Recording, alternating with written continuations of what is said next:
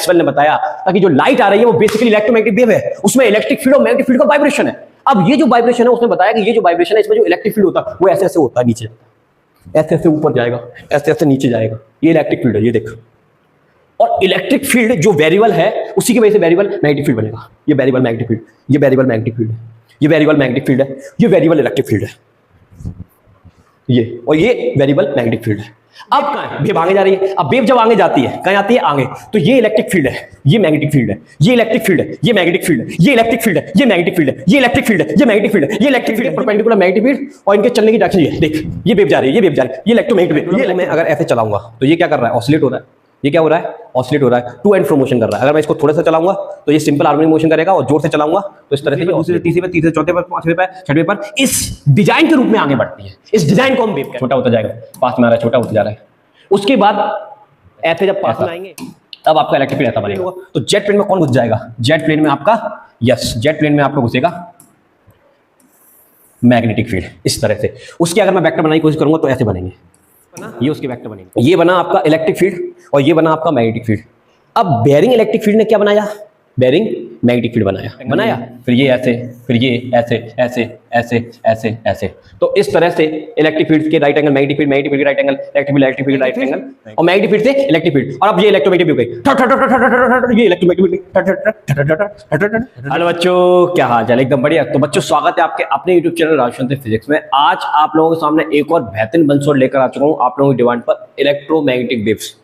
बच्चा इस चैप्टर को स्किप कर देता है, ये सोचता है कि इसमें कम मार्क्स का आना है, इसको क्यों ही पढ़ना है। तो आप ये गलती मत करना, क्योंकि इलेक्ट्रोमैग्नेटिक वेव समझे बिना आप रे ऑप्टिक्स या वेव ऑप्टिक्स का फील नहीं ले सकते, आगे मॉडर्न फिजिक्स का भी फील नहीं ले सकते। तो अगर आपको फिजिक्स को स्ट्रॉन्ग करना है, नीट जेईई के लिए भी स्ट्रॉन्ग करना है, समझ रहे ना, तो 12th क्लास में इस चैप्टर को पढ़ना अनिवार्य है और बहुत अच्छे से पढ़ना है। मुझे पता है इस चैप्टर में थ्योरिकल पार्ट ज्यादा आएगा, न्यूमेरिकल पार्ट कम आएगा, बट न्यूमेरिकल भी आते हैं इस चैप्टर में से और थ्योरी बिल्कुल इजी है। विश्वास दिलाता हूं आपको, अगर आप बिना स्किप करे पूरे लेक्चर को ध्यान से देखेंगे ना, फील दिला दूंगा कि भाई साहब इलेक्ट्रोमैग्नेटिक वेव क्या होती है। मजा आ जाएगा। क्लास को स्टार्ट करने से पहले, बंसोड को स्टार्ट करने से पहले कुछ इंफॉर्मेशन दे दूं आपको। सबसे पहले तो ये हमारा फिजिक्स, राहुल सूर्यवंशी फिजिक्स के नाम से, सॉरी राहुल सूर्यवंशी फिजिक्स के नाम से हमारा चैनल है। इसको आप जरूर सब्सक्राइब कर लीजिएगा, क्योंकि यहाँ पर आपके लिए बहुत ही अच्छा कंटेंट क्लास 12th 11th के लिए अपलोड किया जा रहा है। ये देखिए, लिस्ट के ऑप्शन में जाएंगे आप लोग, यहाँ पे जाके आप क्लिक करेंगे तो जैसे आप क्लिक करेंगे तो आपके सामने डिटेल बंसोड आ जाएंगे पूरी फिजिक्स के, first chapter, second chapter, third chapter, 4, 5, 6, 7। तो अभी तक 2025-26 के न्यू सेशन के लिए हम लोगों ने यहाँ पर 6 चैप्टर आपको कंप्लीट करा दिए, 6 या 7 चैप्टर। अब ये नेक्स्ट चैप्टर आपका यहाँ पर इंक्लूड कर दिया जाएगा, जो कि मैं अभी वीडियो उसका शूट कर रहा हूँ। ठीक है, चलिए। तो वो डिटेल कंसेप्ट है। अगर आपको फिजिक्स बिल्कुल भी नहीं आती है, अगर इन बंसोड को अगर आप देख लेते हो तो डेफिनेटली आपकी फिजिक्स स्ट्रॉन्ग हो जाएगी, आपके कंसेप्ट बहुत अच्छे हो जाएंगे, फिर आपको सॉल्व करने में आसानी मिलेगी। दूसरी हमारी एक सीरीज चल रही है, NCERT series. First chapter, second chapter, third chapter, fourth chapter, fifth chapter तक के एनसीईआरटी के हर एक क्वेश्चन को मैंने बहुत अच्छे लेवल पर यहाँ पर करा दिया है। आप इसको जाके वेट कर सकते हैं, देख सकते हैं। ठीक है, वो एनसीईआरटी की न्यूमेरिकल लगाना जरूरी है, तभी आपके कंसेप्ट बहुत अच्छे होंगे और पेपर में आप न्यूमेरिकल कर पाओगे। और हमारी एक बहुत ही बेहतरीन सीरीज चल रही है, कौन सी वाली भाई? PYQ series. इसको तो देखना ही देखना है, लेकिन इसको देखने से पहले आपको बंसोड देखने पड़ेंगे, एनसीईआरटी एक्सरसाइज देखनी पड़ेगी, उसके बाद आप इसको देखेंगे तो ज्यादा मजा आएगा मेरे अकॉर्डिंग। तो first chapter, second chapter, third chapter, fourth chapter, तो फोर्थ चैप्टर के पीवाईक्यू सीरीज आ चुकी है। फिफ्थ चैप्टर भी जल्दी ही आपको देखने को यहाँ पर मिल जाएगा, तो टेंशन नहीं लेनी है। ठीक है, और अगर आपके छोटे भाई बहन 11th क्लास में आए हैं तो उनके लिए भी यहाँ पर सीरीज चल रही है, ये आप बता सकते हैं उनको। ठीक है, साथ ही यहाँ पर एनसीईआरटी एग्जामिनर सीरीज का एक ही लेक्चर आया, जल्दी मैं और भी लेक्चर अपलोड करूंगा, क्योंकि टाइम कम रहता है और बहुत सारी चीजों पर हम काम कर रहे हैं। ठीक है ना, क्लास 12th में आपके 95+ मार्क्स लाने के लिए तो सारी चीजें आएंगी, लेकिन धीरे धीरे आएंगी, थोड़ा पेशेंस आपको रखना है। आइए इस चैप्टर की बात करते हैं, इलेक्ट्रोमैग्नेटिक वेव्स क्या होती है।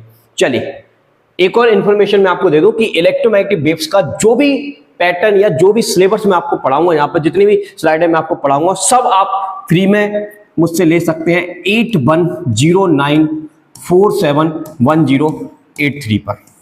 ये मेरा व्हाट्सएप नंबर है, इस पर आप मुझे कांटेक्ट कर देना, हाय राहुल सर लिख देना, और मैं आपको जो भी चैप्टर का आप नाम बताएंगे उस चैप्टर की पीडीएफ में आपको प्रोवाइड करवा दूंगा, ठीक है ना। तो अगर कोई भी दिक्कत भी आती है, कोई भी डाउट भी आता है, तब भी आप मुझसे इस नंबर पर कॉन्टेक्ट करके पूछ सकते हैं, ठीक है। कोई भी अपना नंबर नहीं देगा, बट मैं आपको नंबर दे रहा हूँ, आपको कोई भी प्रॉब्लम आती है तो आप मुझसे डिस्कस। चलिए आइए समझते हैं इलेक्ट्रोमैग्नेटिक वेव्स को। चलिए, तो इलेक्ट्रोमैग्नेटिक वेव को समझने से पहले कुछ बातें मैं आपको बता देना चाहता हूं, क्योंकि अगर आप इलेक्ट्रोमैग्नेटिक वेव का फील लेना चाहते हैं तो इन बातों के बारे में पहले से आपको पता होना चाहिए। देखिए, सबसे पहले हमने चैप्टर में पढ़ा था इलेक्ट्रोस्टैटिक्स। इलेक्ट्रोस्टैटिक्स में हमने क्या देखा था, इलेक्ट्रिक चार्ज के बारे में पढ़ा था। अब इलेक्ट्रिक चार्ज क्या होता है, तो आपको बताया गया था electric charge is the property of a matter. Electric charge किसकी प्रॉपर्टी है? मैटर की प्रॉपर्टी है। मैटर की प्रॉपर्टी है, ये करती क्या है, अपने चारों तरफ एक इफेक्ट बनाती है, इसको बोलते हैं इलेक्ट्रिक फील्ड। क्या बोलते हैं? इलेक्ट्रिक फील्ड, ठीक है। तो एक चार्ज मैटर की प्रॉपर्टी होती है और वो मैटर की प्रॉपर्टी अपने चारों तरफ एक इफेक्ट बनाती है, जैसे इलेक्ट्रिक फील्ड। उसी तरह से आपने एक चीज पढ़ी होगी, मास। मास भी एक प्रॉपर्टी होती है मैटर की, यानी कि मैटर के पास मास भी होता है और मैटर के पास चार्ज भी होता है। जब मैटर के पास ये वाली प्रॉपर्टी आती है तो वो अपने चारों तरफ एक इफेक्ट बनाती है, जिसको बोलते हैं इलेक्ट्रिक फील्ड। और जब मैटर के पास ये वाली प्रॉपर्टी होती है, इसकी वजह से जो फील्ड आता है उसको बोलते हैं ग्रेविटेशनल फील्ड, ठीक है। ठीक है, ठीक ठीक, ये सब आप जानते हैं पहले से, कोई दिक्कत वाली बात नहीं है। अब मैं आपको आगे की कहानी बताता हूं। आगे की कहानी क्या है यहां पर, वो जरा ध्यान समझिएगा। ये जो शुरुआत हुई है किससे हुई है, बात करते हैं ऑस्टेट एक्सपेरिमेंट। 1820 में साहब ऑस्टेट जी ने एक एक्सपेरिमेंट किया था। इंसिडेंटली हमको ये एक्सपेरिमेंट के बारे में कुछ पता चला था और एक नए फिनोमेना की बारे में ऑस्टेट साहब ने बताया था, जिसका नाम है magnetic effect of electric current. इनका ये कहना था कि एक करंट कैरिंग कंडक्टर है, अगर उस करंट कैरिंग कंडक्टर में आप करंट फ्लो कराते हैं, क्या फ्लो कराते हैं साहब? तो करंट फ्लो कराते हैं। तो जैसे ही आप करंट फ्लो कराते हैं, ओके, तो करंट तो फ्लो हो जाएगा, लेकिन इसके पास अगर आप मैग्नेटिक नीडल रख देते हैं तो आप ये देखेंगे कि मैग्नेटिक नीडल में डिफ्लेक्शन आ जाता है, मतलब मैग्नेटिक नीडल डिफ्लेक्ट हो जाती है।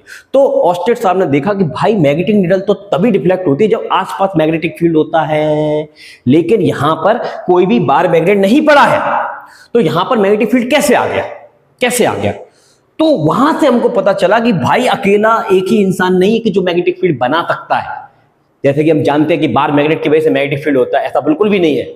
यस, एक नई चीज जहां पर पता चल रही है कि जब हम करंट कैरिंग कंडक्टर में करंट फ्लो कराते हैं तो उसकी वजह से भी आसपास मैग्नेटिक फील्ड क्रिएट हो जाता है, आसपास मैग्नेटिक फील्ड क्रिएट हो जाता है। जिसका सबूत क्या सर? ये मैग्नेटिक नीडल है। तो मैग्नेटिक नीडल डिफ्लेक्ट होती है, मैग्नेटिक फील्ड है तो डिफ्लेक्ट होगी, मैग्नेटिक फील्ड नहीं है तो डिफ्लेक्ट नहीं होगी। करंट कैरिंग कंडक्टर में करंट फ्लो कराएगा तो उसके चारों तरफ मैग्नेटिक फील्ड बनता है, इसलिए मैग्नेटिक नीडल डिफ्लेक्ट हो रही है। तो यहां से ऑस्टेट साहब ने हमको बताया कि yes, magnetic effect of electric current के बारे में, कि किसी करंट कैरिंग कंडक्टर में जब करंट फ्लो कराया जाता है तो वो अपने चारों तरफ एक मैग्नेटिक फील्ड बना देता है। ओ भाई साहब, तो आज से पहले हमको यही पता था कि मैग्नेट की वजह से मैग्नेटिक फील्ड होता है। ऑस्टेट साहब के ने बताया कि भाई मैग्नेट की वजह से मैग्नेटिक फील्ड नहीं होता है, करंट की वजह से मैग्नेटिक फील्ड भी होता है।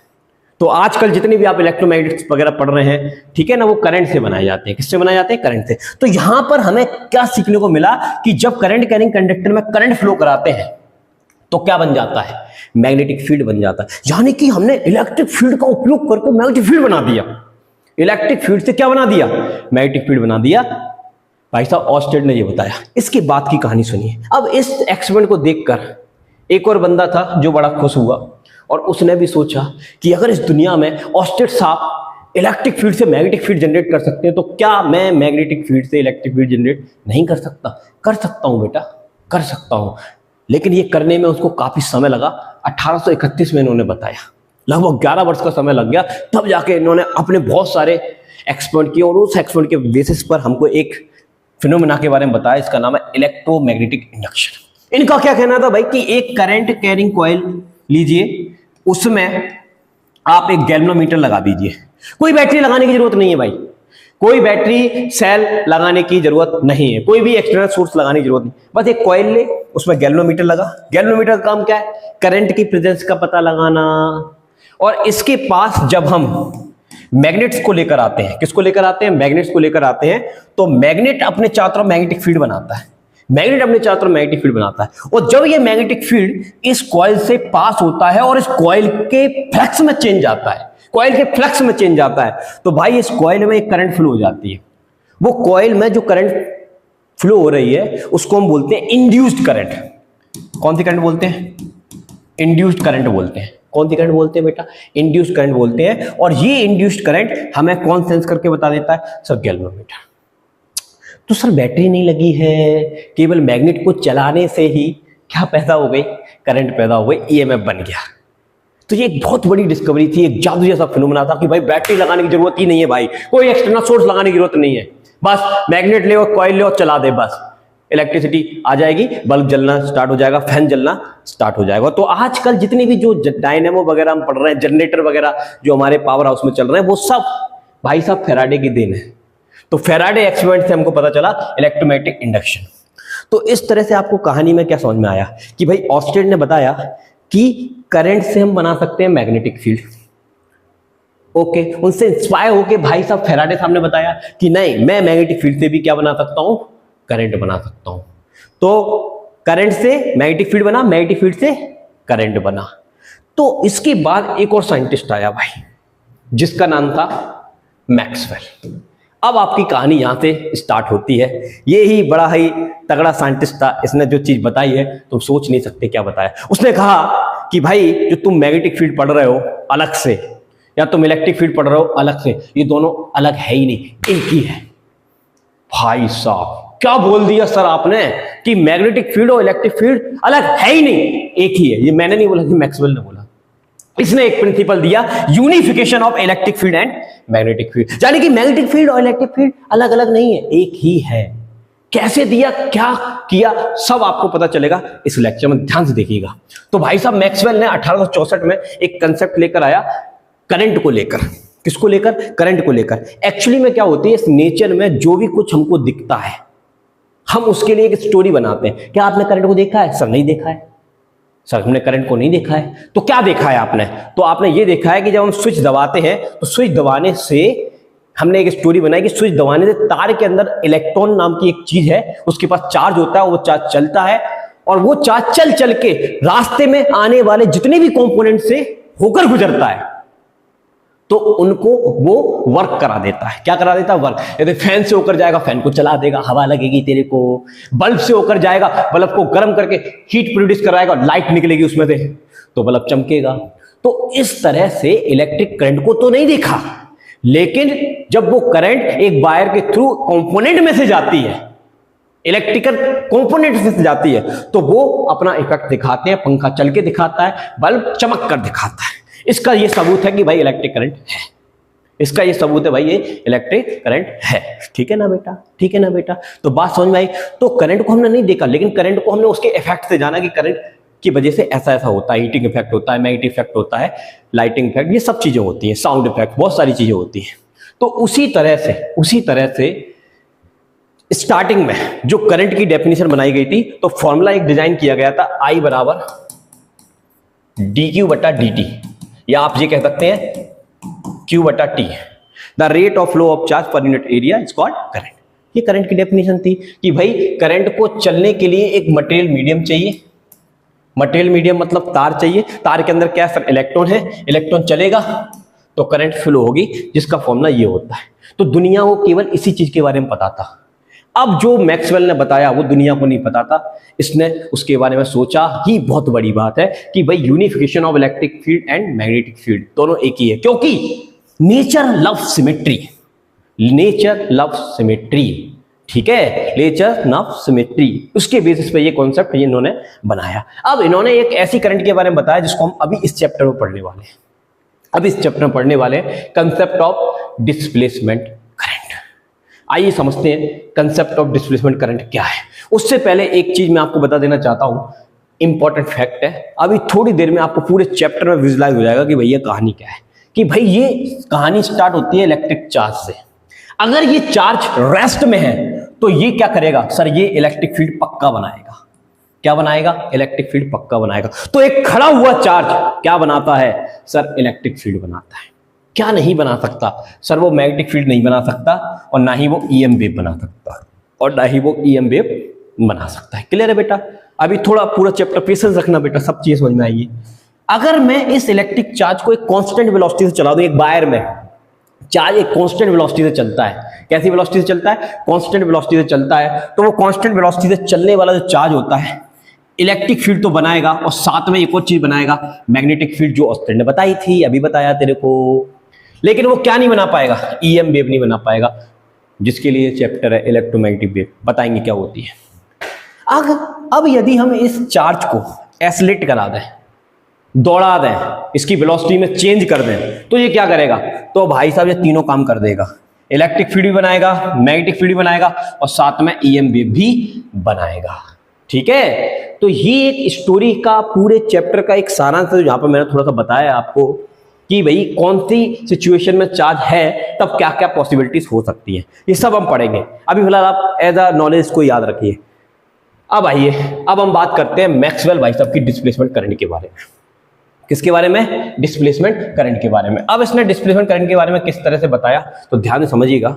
उसके लिए पहले मैं आपको एक मैक्सवेल का एक एक्सपेरिमेंट समझाना चाहूंगा, मैक्सवेल का कैपेसिटर एक्सपेरिमेंट। ध्यान देखिए, यहां पर इन्होंने क्या किया, एक कैपेसिटर लगाया, ठीक है, और हम सोर्स कोई भी यूज कर सकते हैं, डीसी या एसी, लेकिन नॉर्मली हम एसी यूज करते हैं, डीसी हम यूज नहीं करते हैं। क्यों नहीं करते मैं बताऊंगा। फिलहाल मैं आपके लिए डीसी लगा के इसको समझाता हूं, फिर मैं आपको एसी के बेसिस पे भी समझाऊंगा। ये स्विच लगा दिया इस तरह से, ठीक है। अब आप एक चीज देखेंगे, ये माइनस और ये प्लस, ठीक है। जब मैं स्विच को दबाऊंगा, क्या करूंगा बेटा? स्विच को दबाऊंगा, तो जैसे ही मैं स्विच को दबाऊंगा इसमें करंट फ्लो होगा। क्या फ्लो होगा? करंट। अब जब करंट फ्लो होगा तो उसकी वजह से ये कैपेसिटर क्या होगा? चार्ज होगा। कैपेसिटर क्या होगा? चार्ज होगा। पहले स्टार्टिंग में थोड़ा सा चार्ज आएगा, फिर चार्ज और बढ़ेगा, फिर चार्ज और बढ़ेगा, ऐसे ही चार्ज बढ़ता रहेगा बढ़ता रहेगा। तो स्टार्टिंग में चार्ज क्या हो रहा है? पहले कम आया, फिर ज्यादा आया, फिर ज्यादा, इस तरह से ये कैपेसिटर हमारा क्या हो जाता है? चार्ज हो जाता है। तो आप देख रहे हैं कि करंट की वैल्यू में स्टार्टिंग में चेंज आया।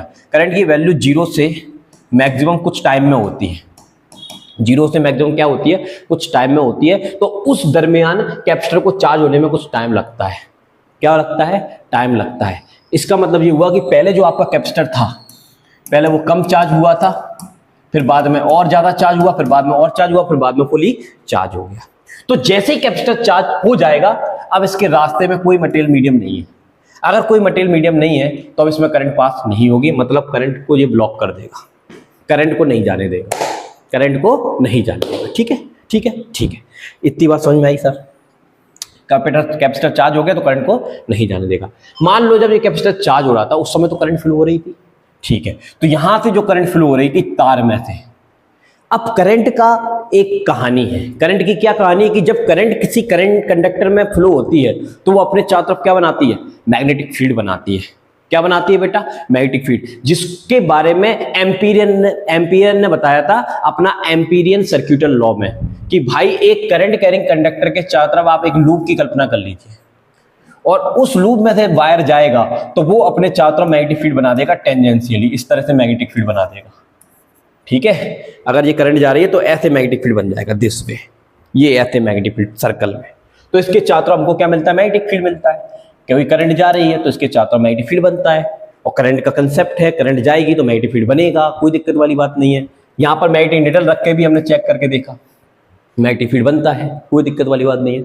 अब यहां पर देखिए, इसके बीच में कैपेसिटर के बीच में, कैपेसिटर के बीच में क्या है सर? कैपेसिटर के बीच में कोई मटेरियल मीडियम नहीं है, तो एम्पियर के अकॉर्डिंग यहां पर करंट होगा क्या सर? नहीं होगा। तो एम्पियर साहब ने बताया कि यहां कोई करंट नहीं है, और यहां कोई करंट नहीं है तो यहां पर कोई भी मैग्नेटिक फील्ड भी नहीं होगा, कोई भी मैग्नेटिक फील्ड नहीं होगा, ये कह दिया उसने।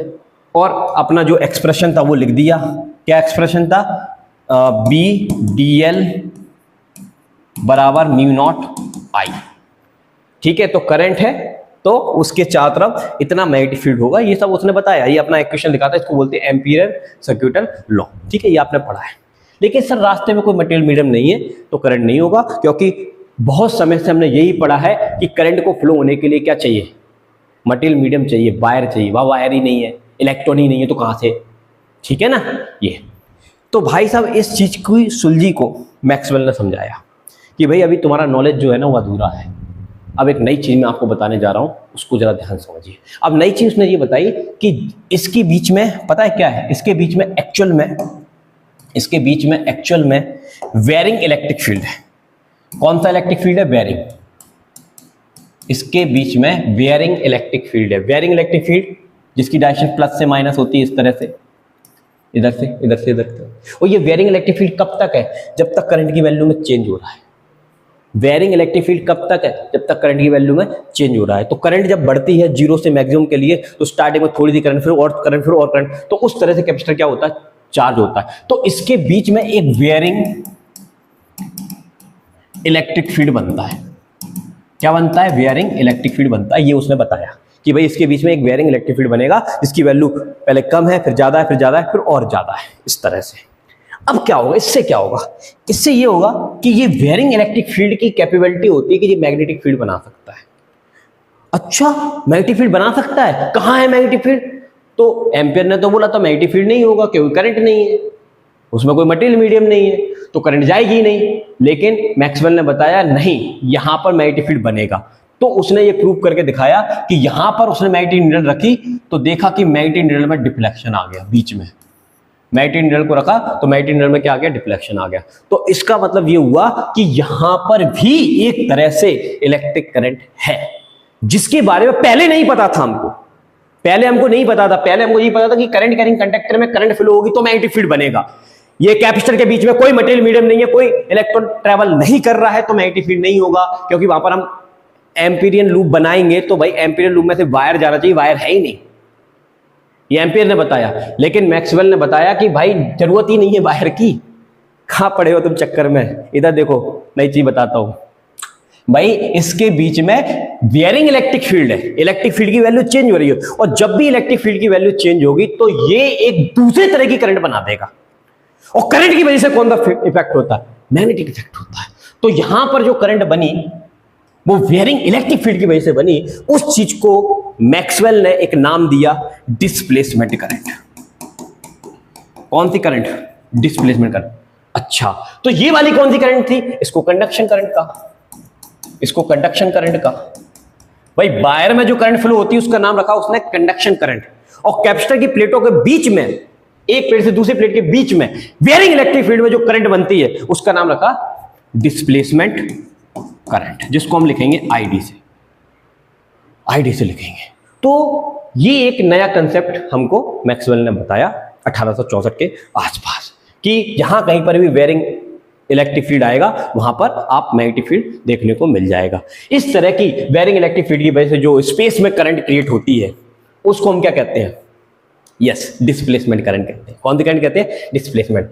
अब आप इसकी जगह यहां पर सपोज दैट एसी सोर्स लगा देते हैं। अब एसी सोर्स क्या करता है? करंट कैपेसिटर में से करंट को जाने देता है।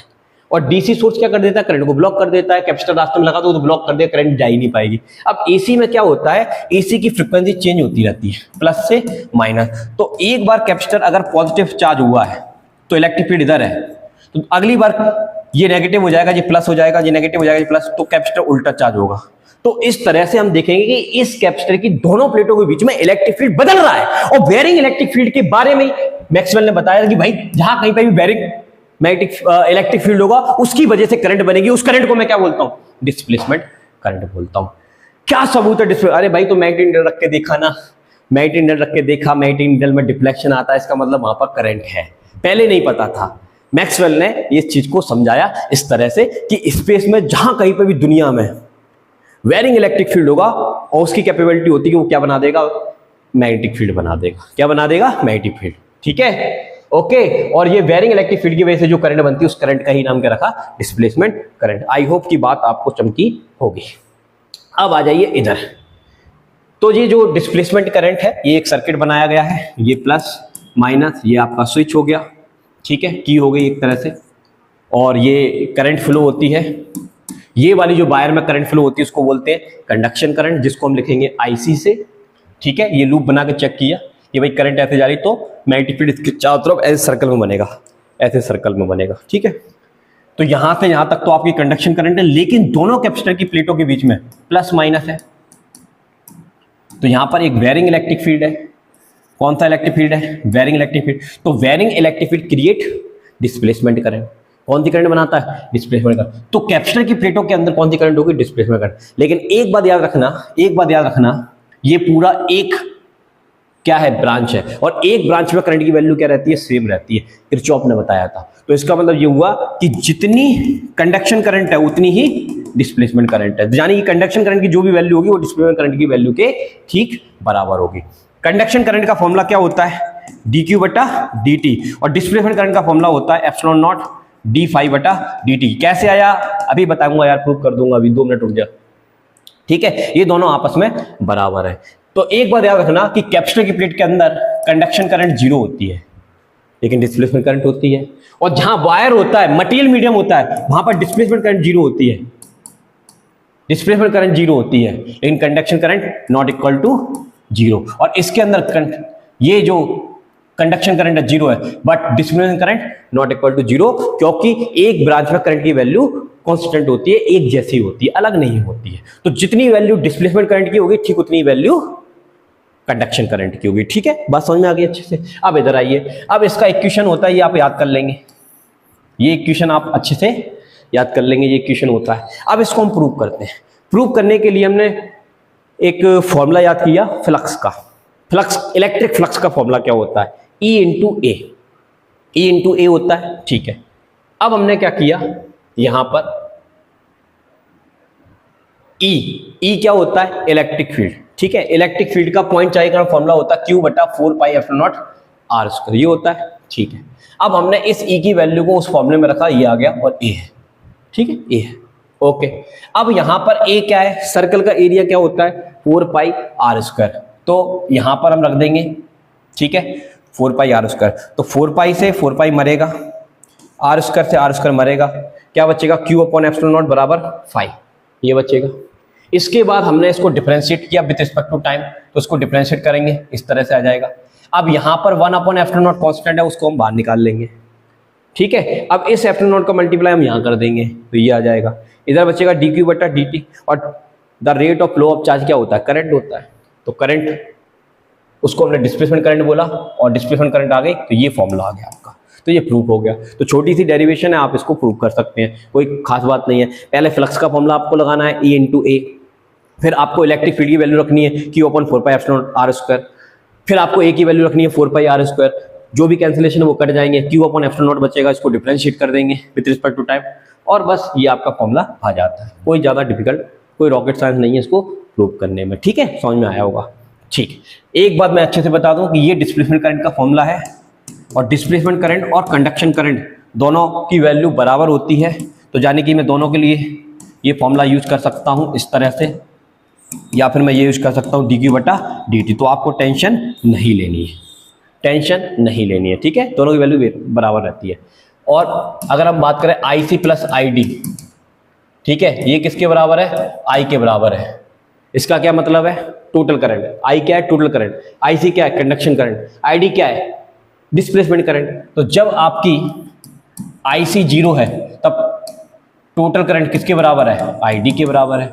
और जब आपकी ID 0 है, तो टोटल करंट किसके बराबर है? IC के बराबर है।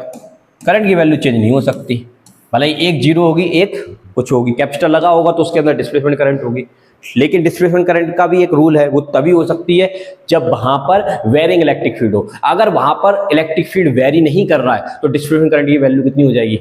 0 हो जाएगी, ये याद रखना। और वेरिंग इलेक्ट्रिक फील्ड आपको तभी मिल सकता है जब आप कौन सा सोर्स लगाते हैं? AC source. तो AC source continuously varying electric field create करता है, और वेरिंग इलेक्ट्रिक फील्ड क्रिएट होने की वजह से स्पेस में हमेशा कौन सी करंट बन जाती है? Displacement current.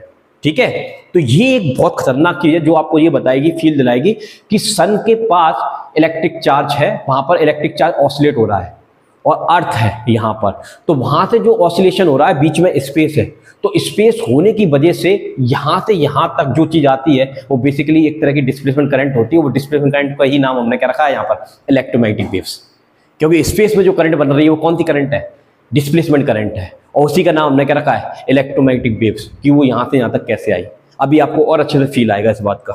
चलिए पहले एक सवाल बताते हैं आपको, डिस्प्लेसमेंट करंट पर बेस्ड एक सवाल बताते हैं। क्या लिखा हुआ है? The voltage is fluctuating at a rate of 5 volt पर सेकेंड, मतलब आपको dB अपॉन dt दे रखा है 5 वोल्ट पर सेकेंड। ये गिवन क्वांटिटी, हमेशा गिवन लिख लिया करो बेटा, गिवन लिख लिया करो। Between the plates of a capacitor, तो कैपेसिटर के बीच, प्लेटों के बीच में इस तरह से फ्लक्चुएट हो रहा है क्या, इलेक्ट्रिक फील्ड, मतलब वोल्टेज फ्लक्चुएट हो रहा है कितनी रेट से, 5 वोल्ट पर सेकेंड की रेट से, ठीक है, दो कैपेसिटर की प्लेटों के बीच में। ओके, इस कैपेसिटर का कैपेसिटेंस हमको दे रखा है 2 माइक्रोफैरड। कितना दे रखा है बेटा, कैपेसिटर कितना दे रखा है, 2 माइक्रोफैरड दे रखा है। What will be the value of displacement current, ID की वैल्यू निकालनी। अब देख बड़ा अच्छे समझ, आईडी की वैल्यू फॉर्मूला क्या होता है, डी क्यू बटा डी टी। मैंने आपको बताया दोनों का मतलब सेम ही है, दोनों का मतलब सेम है, हर जगह करंट वैल्यू सेम रहती है, ठीक है। तो हम ये फॉर्मूला भी यूज कर सकते हैं। अब इसको यूज करने का मतलब क्या है, क्यू की वैल्यू किसके बराबर है, सी वी के बराबर है। अरे भाई चार्ज का फॉर्मूला क्या होता है, सी इंटू बी होता है कि नहीं होता, तो सी कांस्टेंट है, बाहर आ जाएगा, सी कांस्टेंट है, बाहर आ जाएगा, अंदर क्या बचेगा, डीबी बटा dt। अब दोनों वैल्यू आपको दे रखी है, सी की वैल्यू दी है 2 माइक्रोफैरड, मतलब 2 × 10⁻6 फैरड, और ये दे रखी है 5, तो ये वैल्यू है 2 × 10⁻⁻6, और इसकी वैल्यू दे रखी है 5, ये 10 हो जाएगा, मतलब 10⁻⁵ एम्पियर आपकी डिस्प्लेसमेंट करंट आ गई। कितनी आ गई बेटा, 5 एम्पियर। तो बढ़िया सवाल था डिस्प्लेसमेंट करंट के बेसिस पर, और भी अच्छे से सवाल मैं लेकर आऊंगा, टेंशन नहीं लेनी है आपको, ठीक है। ये बात समझ में आई, ठीक है, बढ़िया सवाल था, इसको समझ में आया होगा। अब हम बढ़ते हैं आगे, अब आगे बात करते हैं, ये बात आपको समझ में आ गई कि भाई डिस्प्लेसमेंट करंट का जो कंसेप्ट है वो मैक्सवेल ने बताया कि जहां कहीं पर भी स्पेस में वेरिंग इलेक्ट्रिक फील्ड होता है वहां पर क्या बनता है, यस, आपका डिस्प्लेसमेंट करंट बनता है। तो ये मैक्सवेल का कहना था, ठीक है। अब मैक्सवेल का एक कंसेप्ट समझिए क्या लिखा हुआ है, ये सब बता दिया उसने डिस्प्लेसमेंट करंट के बारे में। अच्छा एक चीज और मैं डिस्प्लेसमेंट करंट की आपको डेफिनेशन और बता देता हूँ, एग्जाम में लिखने के लिए आ जाती है कभी कभी। तो देखिए क्या है, the time varying electric field in a space act as electric current, it is called displacement current, it is denoted by ID. तो जहां कहीं पर भी टाइम के साथ इलेक्ट्रिक फील्ड वेरी होता है तो वो एक तरह से करंट बना लेता है, जिसको हम डिस्प्लेसमेंट करंट कहते हैं।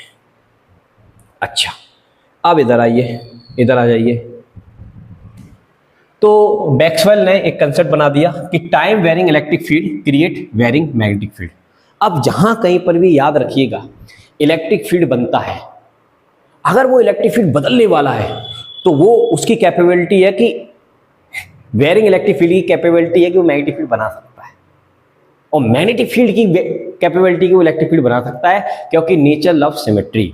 मैग्नेटिक फील्ड और इलेक्ट्रिक फील्ड अलग नहीं है, ये मैक्सवेल ने कहा था। उन्होंने कहा एक ही चीज है, अगर वो एक ही चीज है तो इलेक्ट्रिक फील्ड से ही मैग्नेटिक फील्ड बनेगा और मैग्नेटिक फील्ड से ही इलेक्ट्रिक फील्ड बनेगा, कोई दोहराए वाली बात नहीं है। तो ये किसका कंसेप्ट था भाई साहब, मैक्सवेल साहब का कंसेप्ट था, ठीक है, समझ में आया होगा। अब आगे बात करते हैं, अब आगे आइए। अब इन सब चीजों को प्रूव करने के लिए उसने कुछ इक्वेशन दिए जिनको हम मैक्सवेल के इक्वेशन कहते हैं, बट एक्चुअली में वो मैक्सवेल के इक्वेशन नहीं है, वो इक्वेशन तो उन्हीं साइंटिस्टों के हैं जिन्होंने उन पर काम किया है, बट मैक्सवेल ने उसमें कुछ करेक्शन करके अपना नाम दे दिया, इसलिए उनको क्या कहा जाता है, मैक्सवेल इक्वेशन कहा जाता है। तो 4 इक्वेशन है, एक गॉस लॉ को लेकर है इलेक्ट्रोस्टैटिक के लिए, और एक गॉस लॉ मैग्नेटिज्म के लिए फैराडे, और एम्पियर मैक्सवेल लॉ। आइए एक एक के बारे में डिस्कशन करते हैं अच्छे से। चलिए तो मैक्सवेल इक्वेशन की स्टडी करते हैं। तो सबसे पहला जो इक्वेशन है मैक्सवेल साहब ने जो बताया, फर्स्ट इक्वेशन ऑफ मैक्सवेल, जो कि गॉस का ही एक लॉ है, उसी चीज के बारे में इन्होंने कुछ बताया। क्या बताया कि पहले तो ये गॉस लॉ का ये फॉर्मूला होता है कि जो फ्लक्स होता है, ये भाई फ्लक्स ही तो है, ये भाई फ्लक्स ही तो है, इलेक्ट्रिक फ्लक्स का फॉर्मूला है। ये जो फ्लक्स होता है वो किसके बराबर होता है, Q/ε0। इसका मतलब ये है कि भाई इलेक्ट्रिक फील्ड का वजूद किस वजह से है, चार्ज की वजह से। तो जहां कहीं पर भी चार्ज एग्जिस्ट कर रहा है वो अपने चारों तरफ क्या बनाएगा, इलेक्ट्रिक फील्ड बनाएगा। अगर कहीं पर इलेक्ट्रिक फील्ड है तो पक्का वहां चार्ज बैठा होगा, क्योंकि इलेक्ट्रिक फील्ड तभी हो सकता है जब चार्ज है। Electric field is the characteristic of a charge नहीं है तो इलेक्ट्रिक फील्ड नहीं है। इलेक्ट्रिक फील्ड इफेक्ट है चार्ज का, चार्ज नहीं होगा तो इलेक्ट्रिक फील्ड भी नहीं होगा, समझ में बात। तो ये इन्होंने एक कंक्लूजन निकाला क्या, कि it show that charge and electric field exist together, दोनों एक दूसरे की वजह से एग्जिस्ट करते हैं। The source of electric field is electric charge. तो जहां कहीं पर भी आपको इलेक्ट्रिक फील्ड देखने को मिल रहा है, इसका मतलब पक्का वहां पर कहीं ना कहीं ढूंढोगे तो चार्ज आपको मिल जाएगा। This is first equation of Maxwell according to Gauss law के बेसिस पे बताया गया है। आइए सेकंड लॉ के बारे में बात करते हैं, मतलब सेकंड इक्वेशन के बारे में बात करते हैं। अब गॉस भाई साहब ने मैग्नेटिज्म पे भी एक लॉ बताया था कि जो क्लोज इंटीग्रेशन ऑफ होता है BdS वो कितना होता है, 0 होता है। इसका मतलब ये होता है कि इसका ना तो स्टार्टिंग पॉइंट होता है ना इनका टर्मिनेट पॉइंट होता है। यानी कि कहने का मतलब ये है कि जो मैग्नेटिक फील्ड लाइन होती है वो एक क्लोज लूप बनाती हैं। कैसा लूप बनाती है, क्लोज। तो ना उनकी शुरुआत है ना उनका अंत है, ऐसे वो क्लोज लूप बना रही है। इसका मतलब ये हुआ कि अगर मैं बात करता हूं नॉर्थ पोल और साउथ पोल, क्या ये दोनों अलग है? अलग है ही नहीं, ये नजरिया है। आप मुझे सामने से दिख रहे हो तो मेरा फ्रंट दिख रहा है, पीछे से देख रहे हो तो बैक दिख रहा है भाई, पीछे से देख रहा है तो बैक दिख रहा है, आगे दिख रहा है तो क्या दिख रहा है, फ्रंट दिख रहा है। तो फ्रंट का नाम क्या रख दिया हमने, नॉर्थ पोल, बैक का नाम क्या रख दिया, साउथ पोल। लेकिन वो दोनों चीजें किसके पास है? मेरे पास है, मेरे पास है। समझ में आई बात? दोनों चीजें मेरे पास है। तो ना नॉर्थ पोल ना साउथ पोल अलग नहीं है। एक कॉइल में यहां से करंट फ्लो कर रहे अंदर की तरफ जा रही है ऐसे, तो हमने बोल दिया नॉर्थ पोल, और ये ऐसे घूमकर वापस इसमें एंटर कर रही है तो साउथ पोल। तो इधर से देखोगे कॉइल को, करंट कैरिंग कॉइल को इधर से देखोगे तो नॉर्थ पोल, इधर से देखोगे तो साउथ पोल। ना स्टार्टिंग पॉइंट है ना टर्मिनेट पॉइंट है, दोनों का मतलब एक ही है। तो इसलिए कहा गया है कि गॉस लॉ इन मैग्नेटिज्म में कि BdS जो मैग्नेटिक फ्लक्स का जो आप वो कर दोगे, क्या कर दोगे, क्लोज इंटीग्रेशन, वो हमेशा कितना आएगा, 0 आएगा। कंक्लूजन लिख लेते हैं एक लाइन में, क्या लिखा हुआ है, it's so that magnetic field line are continuous curve so called north and south pole can not be separated. वो सेपरेटेड नहीं है, वो एक ही है। ठीक है, समझ में आया होगा अच्छे से। आइए थर्ड इक्वेशन ऑफ मैक्सवेल की बात करते हैं। तो थर्ड इक्वेशन भाई साहब जो फेराडे का है उसी को मैक्सवेल ने अपने लिए यूज किया है। तो देखो ये फेराडे का है, मैग्नीट्यूड ले लिया मैंने यहां पर। अब आपको ये पता है ये E क्या है, EMF, इंड्यूस्ड EMF है। जब मैग्नेटिक फील्ड में चेंज आता है तो कॉइल में एक EMF पैदा होता है, उसको E बोलते हैं। पिछला चैप्टर आपने पढ़ा होगा मेरा इलेक्ट्रोमैग्नेटिक इंडक्शन, उसमें बताया था। तो ये जो EMF होता है वो फ्लक्स में, मैग्नेटिक फ्लक्स में चेंज के क्या होता है, बराबर होता है। ठीक है, अब इसको थोड़ा सा मैंने करेक्ट करके लिखा है। E क्या है, EMF है। और EMF निकालने का आप लोगों ने इलेक्ट्रोस्टैटिक पोटेंशियल में एक फॉर्मूला पढ़ा था। E बराबर होता है वोल्टेज, और वोल्टेज का फॉर्मूला होता है E into DL, electric field का लाइन इंटीग्रेशन। ठीक है, तो इस वैल्यू को हमने यहां पर रख दिया, इसकी जगह ये आ गया, कोई दिक्कत वाली बात नहीं। अब फाई क्या है, फ्लक्स है। फ्लक्स का फॉर्मूला होता है, मैग्नेटिक फ्लक्स का फॉर्मूला होता है मैग्नेटिक फील्ड इंटू एरिया, तो B इंटू ए। अब यहां से A को हमने कांस्टेंट मान लिया तो बाहर आ जाएगा, तो dB अपॉन dt आ जाएगा। तो इसका मतलब क्या है, इसका मतलब ये है कि यहां पर dV upon dt the rate of change of magnetic field, तो जाने की मैग्नेटिक फील्ड का जो रेट होता है वो हमको देता है इलेक्ट्रिक फील्ड। वाह, तो ये जो मैक्सवेल ने इस एक्सक्यूशन को एक्सपेंड करके बता दिया कि जो चेंज इन मैग्नेटिक फील्ड है कैन क्रिएट इलेक्ट्रिक फील्ड। तो चेंज इन मैग्नेटिक फील्ड कहीं पे भी दिखेगा, वेरिंग मैग्नेटिक फील्ड दिखेगा, वो क्या बना सकता है, इलेक्ट्रिक फील्ड बना सकता है। क्या बना सकता है, इलेक्ट्रिक फील्ड। और वो भी बदलने वाला इलेक्ट्रिक फील्ड बनाएगा, बदलने वाला, क्योंकि वो खुद बदल रहा है तो बदलने वाला इलेक्ट्रिक फील्ड बनाएगा।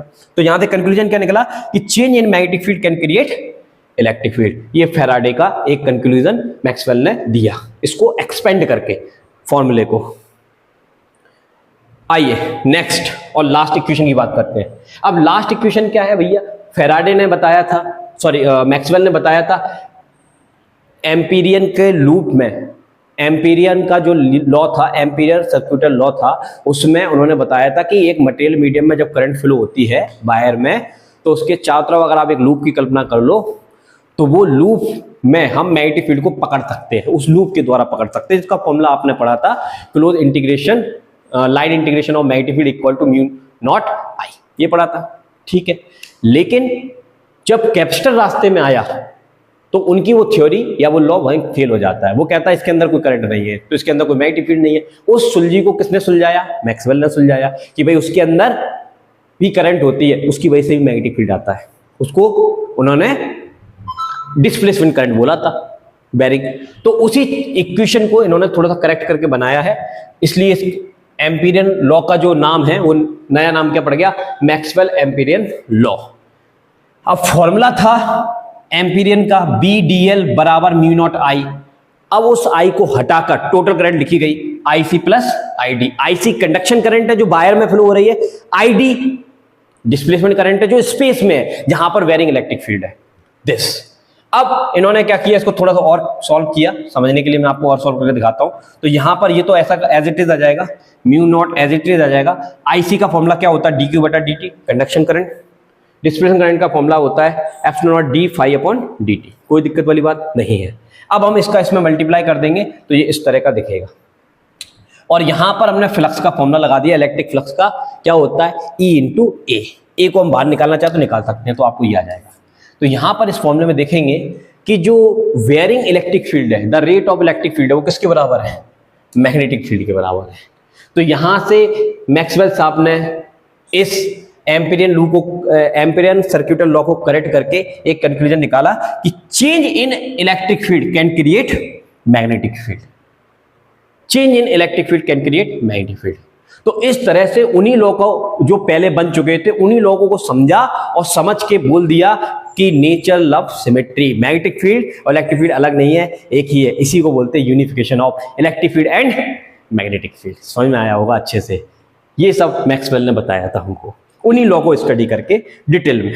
समझ में आई बात। तो अब यहां पर हम दो कंक्लूजन अच्छे से याद रखेंगे बढ़िया तरीके से। क्या, a varying electric field create magnetic field, a varying magnetic field create electric field. चलिए अब इसके बाद ये जो हमारा चैप्टर है, यहां से स्टार्ट होता है उसकी कहानी, इलेक्ट्रोमैग्नेटिक वेव की कहानी। इलेक्ट्रोमैग्नेटिक वेव नाम मैक्सवेल ने ही दिया था, ठीक है। कैसे दिया था, क्योंकि वो वेव है। वेव किसने बोला था, मैक्सवेल ने बोला था। अब सुनिए, वेव के बारे में थोड़ा आपको समझना पड़ेगा। आपने एक वेव देखी है, वाटर वेव। वाटर की सरफेस पर जो वेव बनती है पानी फेंकने पर, मतलब पानी क्यों फेंकेगा भाई, वो फेंकेगा ना, क्या बोलते हैं, पत्थर फेंकेगा। तो पत्थर फेंकेगा या उसमें ड्रॉप गिरेगी तो उसमें इस तरह से वेव पैदा हो जाती है। ये एक तरह की वेव होती है, लहर होती है। उसी तरह से जो इलेक्ट्रोमैग्नेटिक वेव है वो भी एक तरह से क्या है, वाइब्रेशन है। आइए थोड़ा फील दिलाता हूं वेव के बारे में, फिर आपको चीजें ढंग से समझ में आएंगी। वेव क्या है, सबसे पहले तो ये समझिए वेव क्या है। वेव एक तरह का पैटर्न है क्रिएट बाय डिस्टर्बेंस या फिर oscillation, by which energy is carry from one location to other location. तो वेव बेसिकली एनर्जी को ट्रांसपोर्ट करने का एक साधन है, एक लोकेशन से दूसरी लोकेशन। लेकिन वो एनर्जी ट्रांसपोर्ट कैसे होती है, डिस्टर्बेंस की वजह से होती है, और डिस्टर्बेंस को ऑसिलेशन भी कहते हैं। इधर देख जरा ध्यान से, ऑसिलेशन में बताया होगा तुम्हें कि एक पेंडुलम है, एक पेंडुलम मेरे पास कहाँ गया, ये है, ये पेंडुलम है। इस पेंडुलम को मैं अगर ऐसे चलाऊंगा तो ये क्या कर रहा है, ऑसिलेट हो रहा है। ये क्या हो रहा है, ऑसिलेट हो रहा है, टू एंड फ्रो मोशन कर रहा है। अगर मैं इसको थोड़ा सा चलाऊंगा तो ये सिंपल हार्मोनिक मोशन करेगा, और जोर से चलाऊंगा तो इस तरह से ये ऑसिलेट होगा। इसको ऑसिलेशन बोलते हैं। क्या बोलते हैं, ऑसिलेशन। तो एक्चुअली में होता क्या है, ध्यान देखिएगा। ये हमारे पास स्ट्रिंग है, क्या है बेटा, स्ट्रिंग। स्ट्रिंग में ये वाला जो पार्टिकल होता है, ये वाला जो पार्टिकल होता है, ये वाला पार्टिकल होता है, ये सभी पार्टिकल्स हैं, बहुत सारे पार्टिकल हैं, आपस में इंटर मॉलिक्यूलर फोर्स के द्वारा अटैच है एक दूसरे से। अब आप जब रस्सी को हिलाते हो इस तरह से तो उसमें ऐसे वेव बन जाती है। आपको क्या लगता है कि ये रस्सी आगे बढ़ रही है, रस्सी आगे नहीं बढ़ रही है, बल्कि रस्सी का ये पार्टिकल जो है ना, वो ऊपर गया, फिर नीचे आया, फिर नीचे गया, फिर ऊपर गया। तो वो एक्चुअली में अपने प्लेस पर रहकर ऑसिलेशन करता है, ऊपर नीचे ऑसिलेशन करता है। ये सब पार्टिकल अपने आप में ऑसिलेट करते हैं। तो जब ये पार्टिकल अपने आप में ऑसिलेट करते हैं तो वो एक्चुअल में हमको ऐसा दिखता है। इसका मतलब ये है कि ये वाला पार्टिकल बहुत ऊपर गया, ये वाला पार्टिकल इतना ऊपर गया, ये वाला पार्टिकल इतना ही ऊपर गया, ये वाला पार्टिकल इतना गया, ये वाला पार्टिकल इतना गया, ये वाला पार्टिकल इतना गया, ये पार्टिकल इतना है, ये नीचे गया, ये नीचे गया, ये नीचे गया, ये नीचे गया। तो सभी पार्टिकल अपनी जगह पर रहकर टू एंड फ्रो मोशन कर रहे हैं, ऑसिलेशन कर रहे हैं। और वो ऑसिलेशन के पास एनर्जी होती है, वो एक पार्टिकल दूसरे पर, दूसरे से तीसरे पर, तीसरे से चौथे पर, पांचवें पर, छठवें पर इस डिजाइन के रूप में आगे बढ़ती है। इस डिजाइन को हम वेव कहते हैं, इस डिजाइन को वेव कहते हैं। बहुत डिटेल में क्लास 11 में समझाया है, अभी थोड़ा सा फील दिला दिया कि भाई जो मीडियम है उसके पार्टिकल ऑसिलेट होते हैं तो उसमें एक डिजाइन बनता है जिसको हम वेव कहते हैं, और वेव एनर्जी को डिस्टर्बेंस के फॉर्म में कैरी करता है एक लोकेशन से दूसरी लोकेशन पर। ठीक है, तो हमारी जो इलेक्ट्रोमैग्नेटिक वेव्स है वो वेव है, और वेव आपकी दो तरह की होती है। एक होती है मटेरियल वेव। मटेरियल वेव का मतलब अगर आपके पास मटेरियल मीडियम नहीं है, पानी नहीं है, तो वेव कैसे लाएगा। मैं बोल रहा हूं, आवाज आ रही है तेरे को, क्यों, क्योंकि आसपास क्या है, यस आसपास एयर है, और एयर में मेरे वाइब्रेशन आपके कानों तक पहुंच रहे हैं, इसलिए आपको सुनाई दे रही है आवाज। तो ये वो वेव है जिसको मटेरियल मीडियम चाहिए, तो ऐसी वेव को क्या कहते हैं, मैकेनिकल वेव्स कहते हैं। अब आप एक बढ़िया वेव पढ़ने जा रहे हैं जिसमें मटेरियल मीडियम की जरूरत ही नहीं है, वो स्पेस में सन ने पैदा की है और हमारी अर्थ तक पहुंच रही है। Light is a electromagnetic wave, अभी हम पढ़ेंगे सब चीजों के बारे में। तो लाइट एक इलेक्ट्रोमैग्नेटिक वेव है, और अगर वो वेव है तो उसमें वाइब्रेशन होंगे, वाइब्रेशन है मतलब ऑसिलेशन होंगे। क्या होंगे, ऑसिलेशन। अब यहां पर ऑसिलेशन किस चीज के होते हैं, यहां पर ऑसिलेशन किसके होते हैं, तो इलेक्ट्रोमैग्नेटिक वेव का नाम ही यही है कि इसमें इलेक्ट्रिक फील्ड और मैग्नेटिक फील्ड दोनों होते हैं।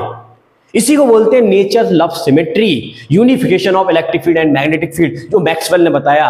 ताकि जो लाइट आ रही है वो बेसिकली इलेक्ट्रोमैग्नेटिक वेव है, उसमें इलेक्ट्रिक फील्ड और मैग्नेटिक फील्ड का वाइब्रेशन है।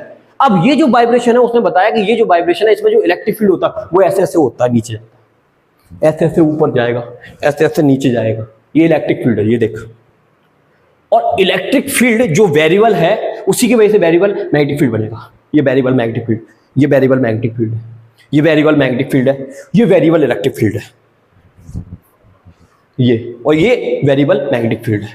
अब इलेक्ट्रोमैग्नेटिक वेव में इलेक्ट्रिक फील्ड क्या है, वेरिएबल ऐसे, और मैग्नेटिक फील्ड क्या है, उसके राइट एंगल। तो वेव कहां है, वेव आगे जा रही है। अब वेव जब आगे जाती है, कहां आती है, आगे, तो ये इलेक्ट्रिक फील्ड है, ये मैग्नेटिक फील्ड है, ये इलेक्ट्रिक फील्ड है, ये मैग्नेटिक फील्ड है, ये इलेक्ट्रिक फील्ड है, ये मैग्नेटिक फील्ड है, ये इलेक्ट्रिक फील्ड है, ये मैग्नेटिक फील्ड है, ये इलेक्ट्रिक फील्ड है, ये मैग्नेटिक फील्ड है। तो आप क्या देख रहे हैं कि ये इलेक्ट्रिक फील्ड, ये मैग्नेटिक फील्ड, इलेक्ट्रिक फील्ड के perpendicular magnetic field, electric field के परपेंडिकुलर मैग्नेटिक फील्ड, और इनके चलने की डायरेक्शन ये देख, ये वेव जा रही है, ये वेव जा रही है, ये इलेक्ट्रोमैग्नेटिक वेव, ये इलेक्ट्रोमैग्नेटिक वेव है। समझ में आया? तो इलेक्ट्रोमैग्नेटिक वेव में इलेक्ट्रिक फील्ड और मैग्नेटिक फील्ड दोनों के वाइब्रेशन एक दूसरे के राइट एंगल होते हैं। ये इलेक्ट्रिक फील्ड तो ये मैग्नेटिक फील्ड, और इन दोनों के चलने की डायरेक्शन भी एक दूसरे के परपेंडिकुलर होती है, एक दूसरे के परपेंडिकुलर होती है। समझ में आया? फील्ड दिलाऊंगा अभी, रुक जा, तो थोड़ा सा बताया अभी, अब फील्ड दिलाऊंगा, देख ध्यान से, अब फील्ड दिलाऊंगा, ध्यान से देख। अब इलेक्ट्रोमैग्नेटिक वेव बनी कैसे, ध्यान से देख। अभी भाई साहब इतनी देर से हम पढ़ रहे थे मैक्सवेल के इक्वेशन, पानी पी लेते हैं पहले।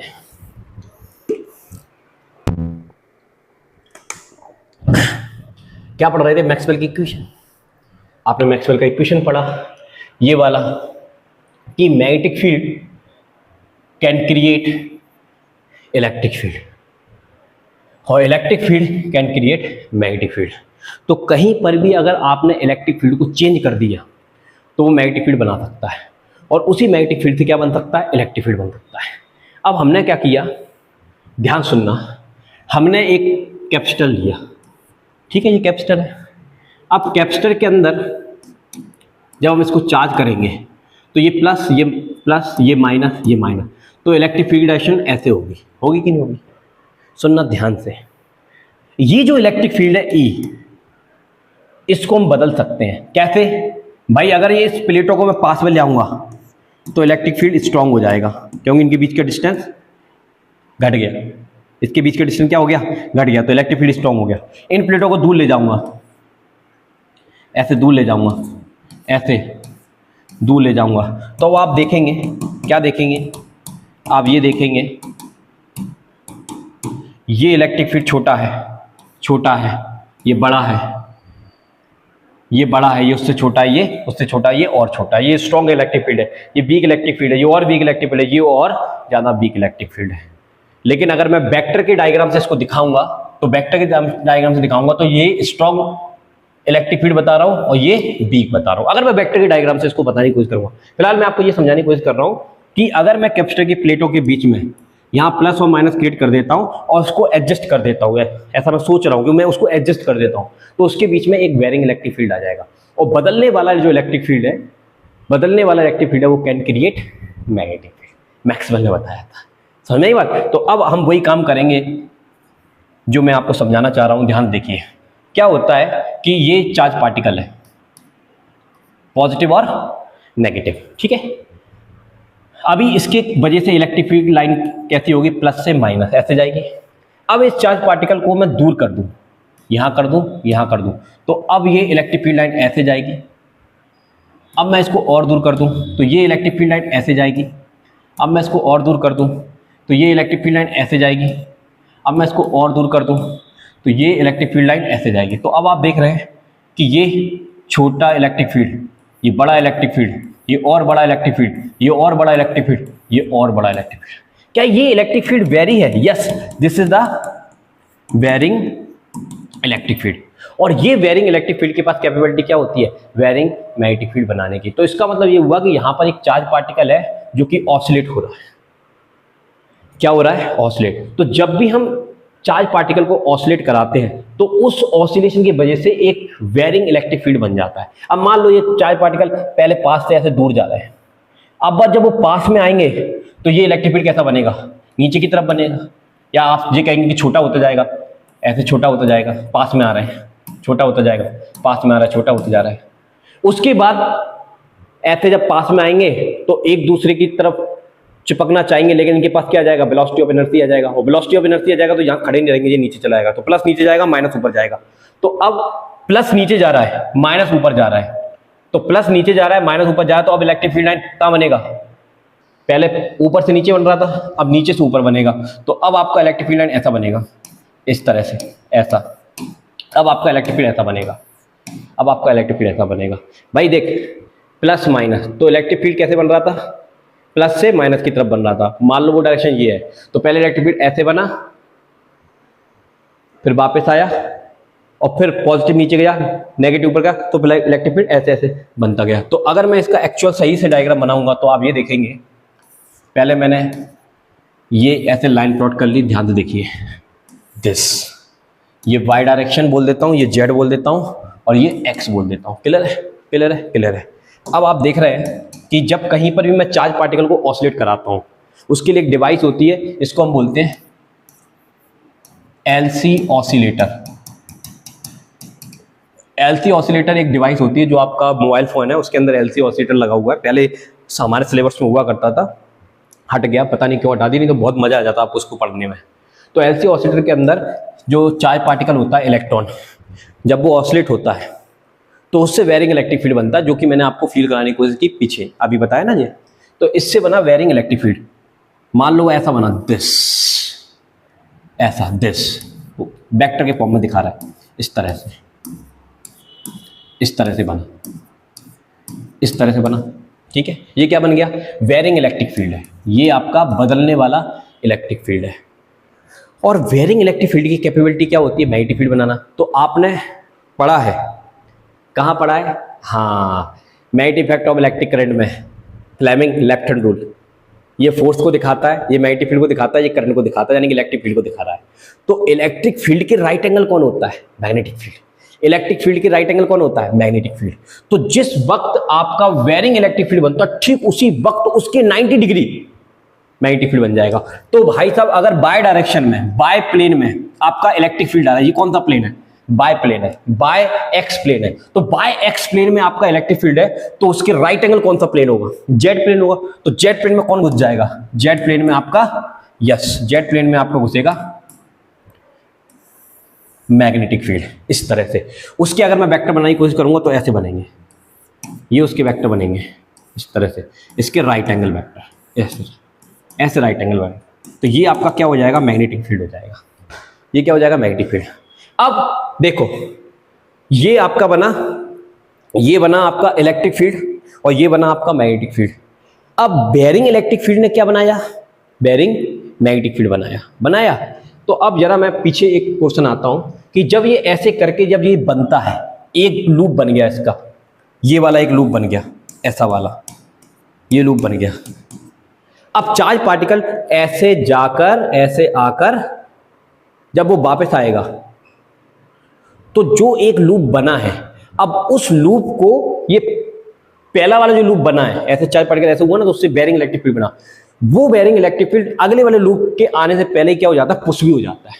क्या हो जाता है? पुश। तो मतलब जो पहला वाला जो लूप बन रहा है, उसको दूसरा आने वाला चार्ज पार्टिकल का ऑसिलेटिंग लूप उसको पुश कर देता है। क्या कर देता है? पुश, मतलब धक्का मार देता है। तो यही वो बात है। मैं आता हूं इधर की तरफ, इधर आता हूं मैं, जरा देखिए, मैं अभी आपको एक टेबल बता रहा था यहां पर, कि अगर आपका चार्ज खड़ा है तो बनाएगा इलेक्ट्रिक फील्ड, मैग्नेटिक फील्ड नहीं, ईएम वेव नहीं। अगर आपका चार्ज कांस्टेंट वेलोसिटी चल रहा है, electric field, magnetic field, EM wave नहीं। लेकिन अब आपका चार्ज पार्टिकल ऑसिलेट हो रहा है, एक्सेलरेट हो रहा है, तो वो इलेक्ट्रिक फील्ड बनाएगा, मैग्नेटिक फील्ड बनाएगा, ईएम वेव बनाएगा। यानी कि इलेक्ट्रिक फील्ड से मैग्नेटिक फील्ड बना और इनको धक्का लगा दिया, और धक्का लगाने का मतलब होता है ईएम वेव, कि यानी कि इलेक्ट्रिक फील्ड और मैग्नेटिक फील्ड दोनों मीडियम में आगे बढ़ गए। इलेक्ट्रिक फील्ड और मैग्नेटिक फील्ड दोनों मीडियम में क्या हो गए, आगे ट्रेवल कर रहा है। इसी को बोलते हैं इलेक्ट्रोमैग्नेटिक वेव। आइए फील्ड दिलाते हैं वहां पर, यहां पर आइए, ये ठीक है। अब ये एक दूसरे के राइट एंगल होते हैं, तो देखिए जरा, ये आपका मैग्नेटिक कहा गया, ये मैग्नेटिक फील्ड है, ये इलेक्ट्रिक फील्ड है, ठीक है। अब इस मैग्नेटिक फील्ड के राइट एंगल क्या होगा, राइट एंगल कहाँ होगा, नीचे की तरफ क्या होगा, इलेक्ट्रिक फील्ड होगा। तो यहां पर जगह नहीं है तो यहां बनेगा, यहां अब आपका क्या बनेगा, इलेक्ट्रिक फील्ड बनेगा। ये आपका इलेक्ट्रिक फील्ड बन रहा है ऐसे। ये कौन सा इलेक्ट्रिक फील्ड है, बेयरिंग इलेक्ट्रिक फील्ड। देख, इस बेयरिंग इलेक्ट्रिक फील्ड ने बनाया उसी वक्त बेयरिंग मैग्नेटिक फील्ड, इस बेयरिंग मैग्नेटिक फील्ड ने उसी वक्त अपने राइट एंगल नीचे की तरफ, देख ये इलेक्ट्रिक फील्ड, ये मैग्नेटिक फील्ड, और इस इलेक्ट्रिक फील्ड की राइट एंगल कौन है, मैग्नेटिक फील्ड, और इस मैग्नेटिक फील्ड के राइट एंगल कौन है, इलेक्ट्रिक फील्ड। ये इलेक्ट्रिक फील्ड आ गया, और इस इलेक्ट्रिक फील्ड के राइट एंगल कौन होगा, मैग्नेटिक फील्ड। ये इलेक्ट्रिक फील्ड नीचे वाला है तो इसके ऊपर मैग्नेटिक फील्ड, तो मैग्नेटिक फील्ड कहाँ आएगा, इधर आएगा, देख दिस वे, ऐसा राइट एंगल, ऐसे मैग्नेटिक फील्ड आ जाएगा दिस तरह से। दिख रहा है आपको, देख ध्यान समझिए, ध्यान समझिए, ये इलेक्ट्रिक फील्ड, ये मैग्नेटिक फील्ड, और इस इलेक्ट्रिक फील्ड ने मैग्नेटिक फील्ड को बनाया, इस मैग्नेटिक फील्ड ने अपने राइट एंगल इलेक्ट्रिक फील्ड को बनाया नीचे की तरफ, और इसने मैग्नेटिक फील्ड बनाया, इसने इलेक्ट्रिक फील्ड बनाया। तो अब ये जो इलेक्ट्रिक फील्ड बनाएगा वो कहाँ बनाएगा, यहां बनाएगा अपने राइट एंगल, ये इसके राइट एंगल ऐसे बनेगा, तो ये बनेगा इलेक्ट्रिक फील्ड, और ये अपने राइट एंगल क्या बनाएगा, मैग्नेटिक फील्ड, तो ये अपने राइट एंगल बना देगा magnetic field, this this this. तो अब आप देख सकते हैं कि बेसिकली ये बना ऐसे, ये ऐसे बना, और फिर उसके राइट एंगल ये, फिर ये ऐसे, फिर ये ऐसे, ऐसे ऐसे ऐसे ऐसे। तो इस तरह से इलेक्ट्रिक फील्ड के right angle magnetic field, magnetic field के right angle electric field right angle magnetic field, और ये एनर्जी आगे बढ़ रही है। तो इस तरह से आपको मीडियम में क्या मिल जाएगी, इलेक्ट्रोमैग्नेटिक वेव मिल जाएगी। अब ये इलेक्ट्रोमैग्नेटिक वेव बनाई किसने थी, एक चार्ज पार्टिकल के ऑसिलेशन ने बनाई थी, चार्ज पार्टिकल के ऑसिलेशन ने। तो एक बार चार्ज पार्टिकल दुनिया में कहीं पे भी ऑसिलेट हो जाए तो उससे जब बेयरिंग मैग्नेटिक इलेक्ट्रिक फील्ड निकलेगा तो उसी से क्या बन जाएगा, बेयरिंग इलेक्ट्रिक फील्ड। फिर भले ही अपनी दुकान बंद करके चला जाए। अब इलेक्ट्रिक फील्ड से मैग्नेटिक फील्ड, मैग्नेटिक फील्ड से इलेक्ट्रिक फील्ड, इलेक्ट्रिक फील्ड से मैग्नेटिक फील्ड, मैग्नेटिक फील्ड से इलेक्ट्रिक फील्ड, ये अपने आप बनते रहेंगे और आगे बढ़ते रहेंगे। अब इन्हें कोई चार्ज की जरूरत नहीं है, चार्ज का केवल शुरुआत में काम है उसको क्रिएट करने के लिए, और एक बार वो वेव क्रिएट हो गई तो वो अपने आप आगे ट्रेवल करती रहेगी। इलेक्ट्रिक फील्ड से अपने आप मैग्नेटिक फील्ड बनेगा, मैग्नेटिक फील्ड से अपने आप इलेक्ट्रिक फील्ड बनेगा, और वो आगे ट्रेवल करता रहेगा। This is a electromagnetic wave. तो इस इलेक्ट्रोमैग्नेटिक वेव की स्पेशलिटी क्या है कि जिस समय वेयरिंग इलेक्ट्रिक फील्ड बनता है धर धर धर, उसी वक्त उसके राइट एंगल सेम टाइम पर वेयरिंग मैग्नेटिक फील्ड बनता है ठर ठर ठर। तो देख, वेयरिंग इलेक्ट्रिक फील्ड ठर ठर ठर, बेयरिंग मैग्नेटिक फील्ड ठर ठर ठर, और ये दोनों एक ही टाइम पे एक ही फेज पे होते हैं और एक दूसरे के राइट एंगल चलते हैं। तो मैग्नेटिक फील्ड से इलेक्ट्रिक फील्ड, और इलेक्ट्रिक फील्ड से मैग्नेटिक फील्ड, और मैग्नेटिक फील्ड से इलेक्ट्रिक फील्ड। और अब ये इलेक्ट्रोमैग्नेटिक वेव गई ठर ठर ठर ठर ठर, ये इलेक्ट्रोमैग्नेटिक वेव ठर ठर ठर ठर ठर ठर ठर ठर, ये इलेक्ट्रोमैग्नेटिक वेव बन गई इस तरह से। समझ में आई बात? तो चलिए, तो भाई साहब आपको इलेक्ट्रोमैग्नेटिक वेव का कंसेप्ट अच्छे समझ में आया होगा, आशा करते हैं। अब आ जाइए इधर, इलेक्ट्रोमैग्नेटिक वेव्स की डेफिनेशन बता देते हैं। An electromagnetic waves is a wave radiated by an accelerating charge, accelerating charge से बनती है, and which propagate through space as coupled electric field and magnetic field, oscillating perpendicular to each other and to the direction of propagation of wave. तो जाने की electric field से magnetic field बना, जिस time electric field बना ठीक उसी time magnetic field बना, और दोनों एक दूसरे के राइट एंगल है और चलने की भी डायरेक्शन राइट एंगल है। चलने की भी डायरेक्शन राइट एंगल है, चलने की भी डायरेक्शन राइट एंगल है, ठीक है ना। तो ये इलेक्ट्रिक फील्ड है, ये मैग्नेटिक फील्ड है, ये इलेक्ट्रिक फील्ड है, ये मैग्नेटिक फील्ड है, और ये जो उन्होंने लहरा के चल रहा है ये इलेक्ट्रोमैग्नेटिक वेव है, ये इलेक्ट्रोमैग्नेटिक वेव है। समझे बात, ये इलेक्ट्रोमैग्नेटिक वेव है। चलिए अब आइए बात करते हैं इलेक्ट्रोमैग्नेटिक वेव्स की प्रॉपर्टीज के बारे में। किसके बारे में? प्रॉपर्टीज के बारे में। पानी पी लेते हैं पहले थोड़ा सा।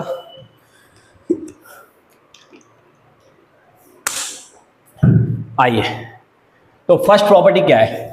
These waves are produce from an oscillating charge. तो ये जो वेव है एसिलेटिंग चार्ज से बनती है, शुरुआत में बताया। दूसरी प्रॉपर्टी क्या है? These wave do not require any medium, यानी कि इलेक्ट्रोमैग्नेटिक वेव ऐसी वेव है जिसके लिए मटेरियल मीडियम की जरूरत नहीं है, वो स्पेस में भी ट्रैवल कर सकती है जहां पर कोई मटेरियल मीडियम अवेलेबल नहीं है। They can do also travel in vacuum, ठीक है। थर्ड प्रॉपर्टी क्या है इसकी?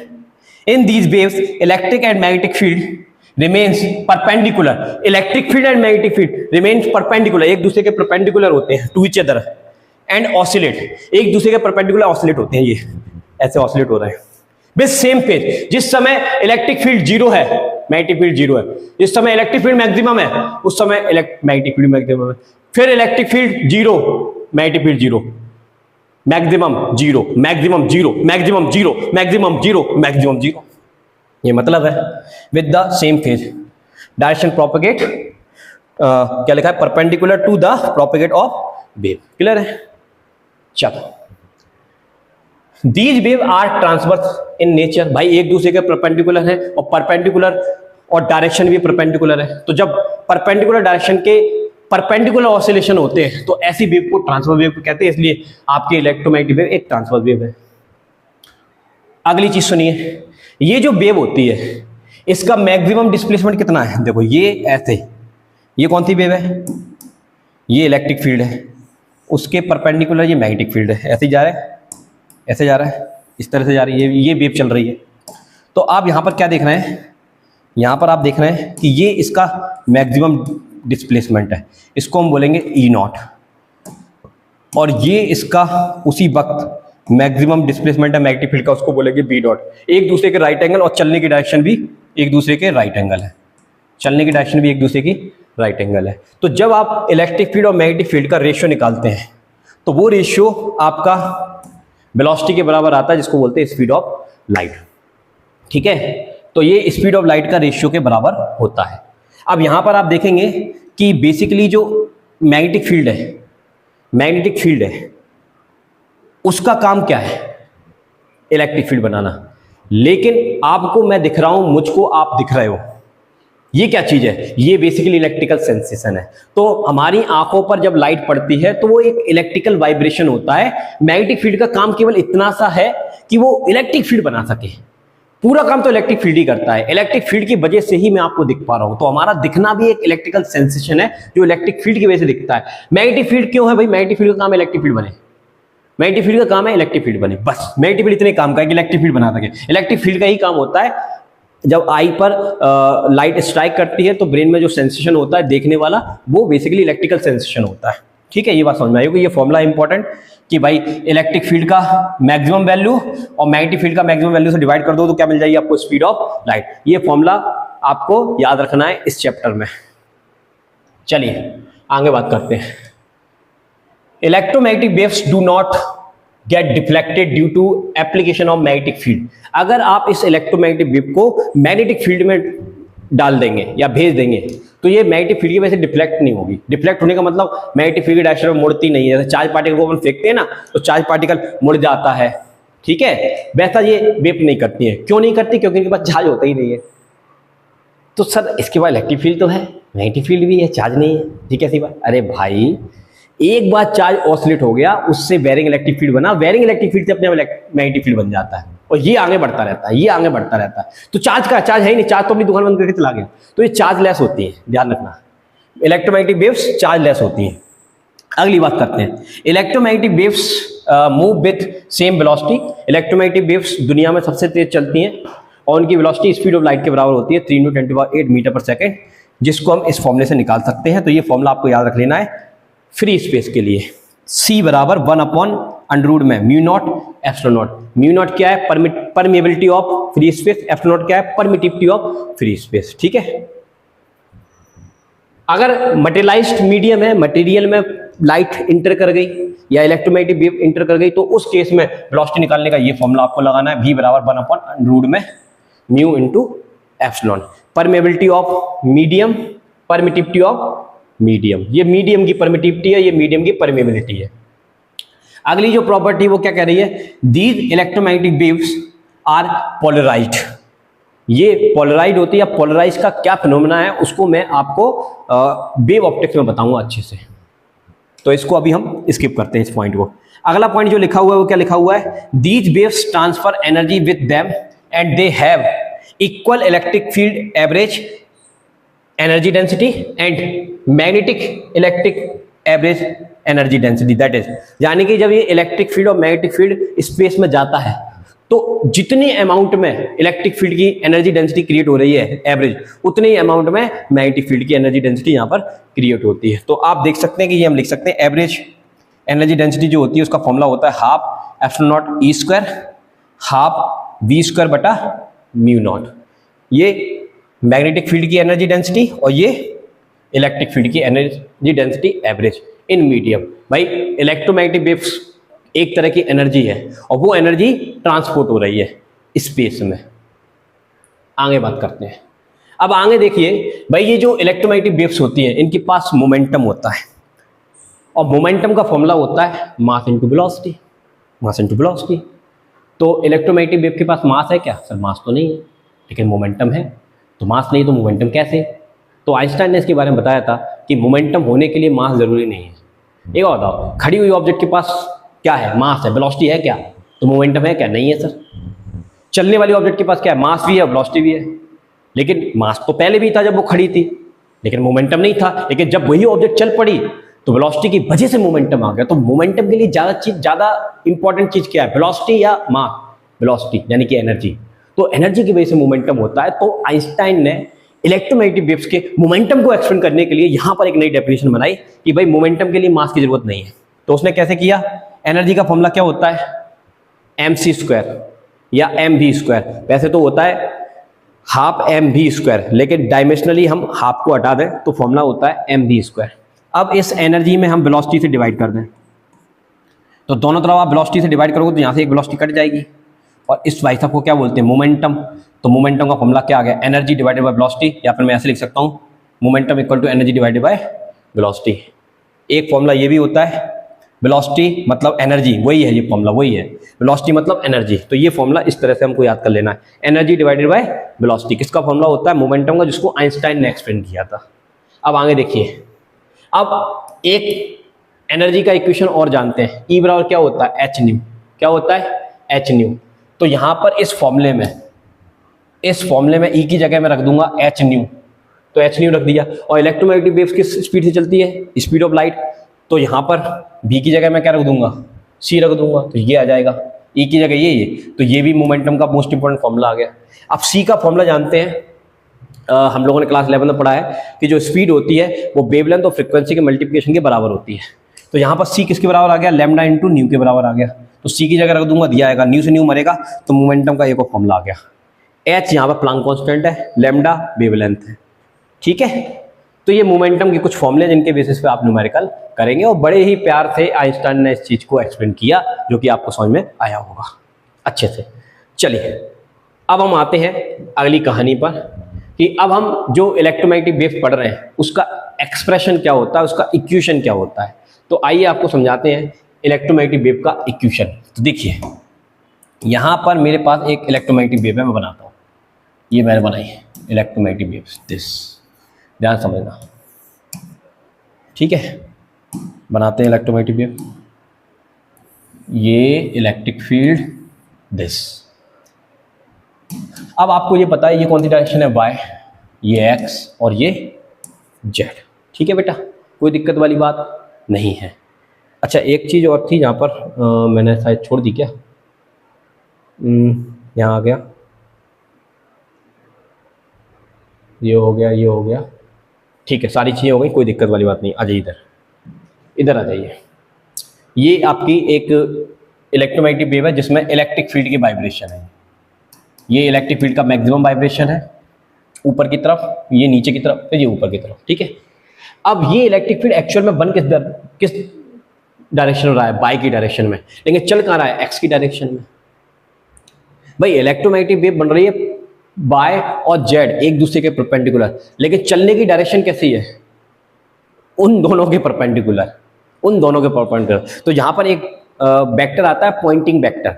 तो पॉइंटिंग वेक्टर बेसिकली हमको यही बताता है कि इलेक्ट्रिक फील्ड और मैग्नेटिक फील्ड का जब आप क्रॉस करोगे तो आपको एक पर्टिकुलर डायरेक्शन मिलेगी जिस डायरेक्शन में एनर्जी क्या हो रही है, प्रोपेगेट हो रही है।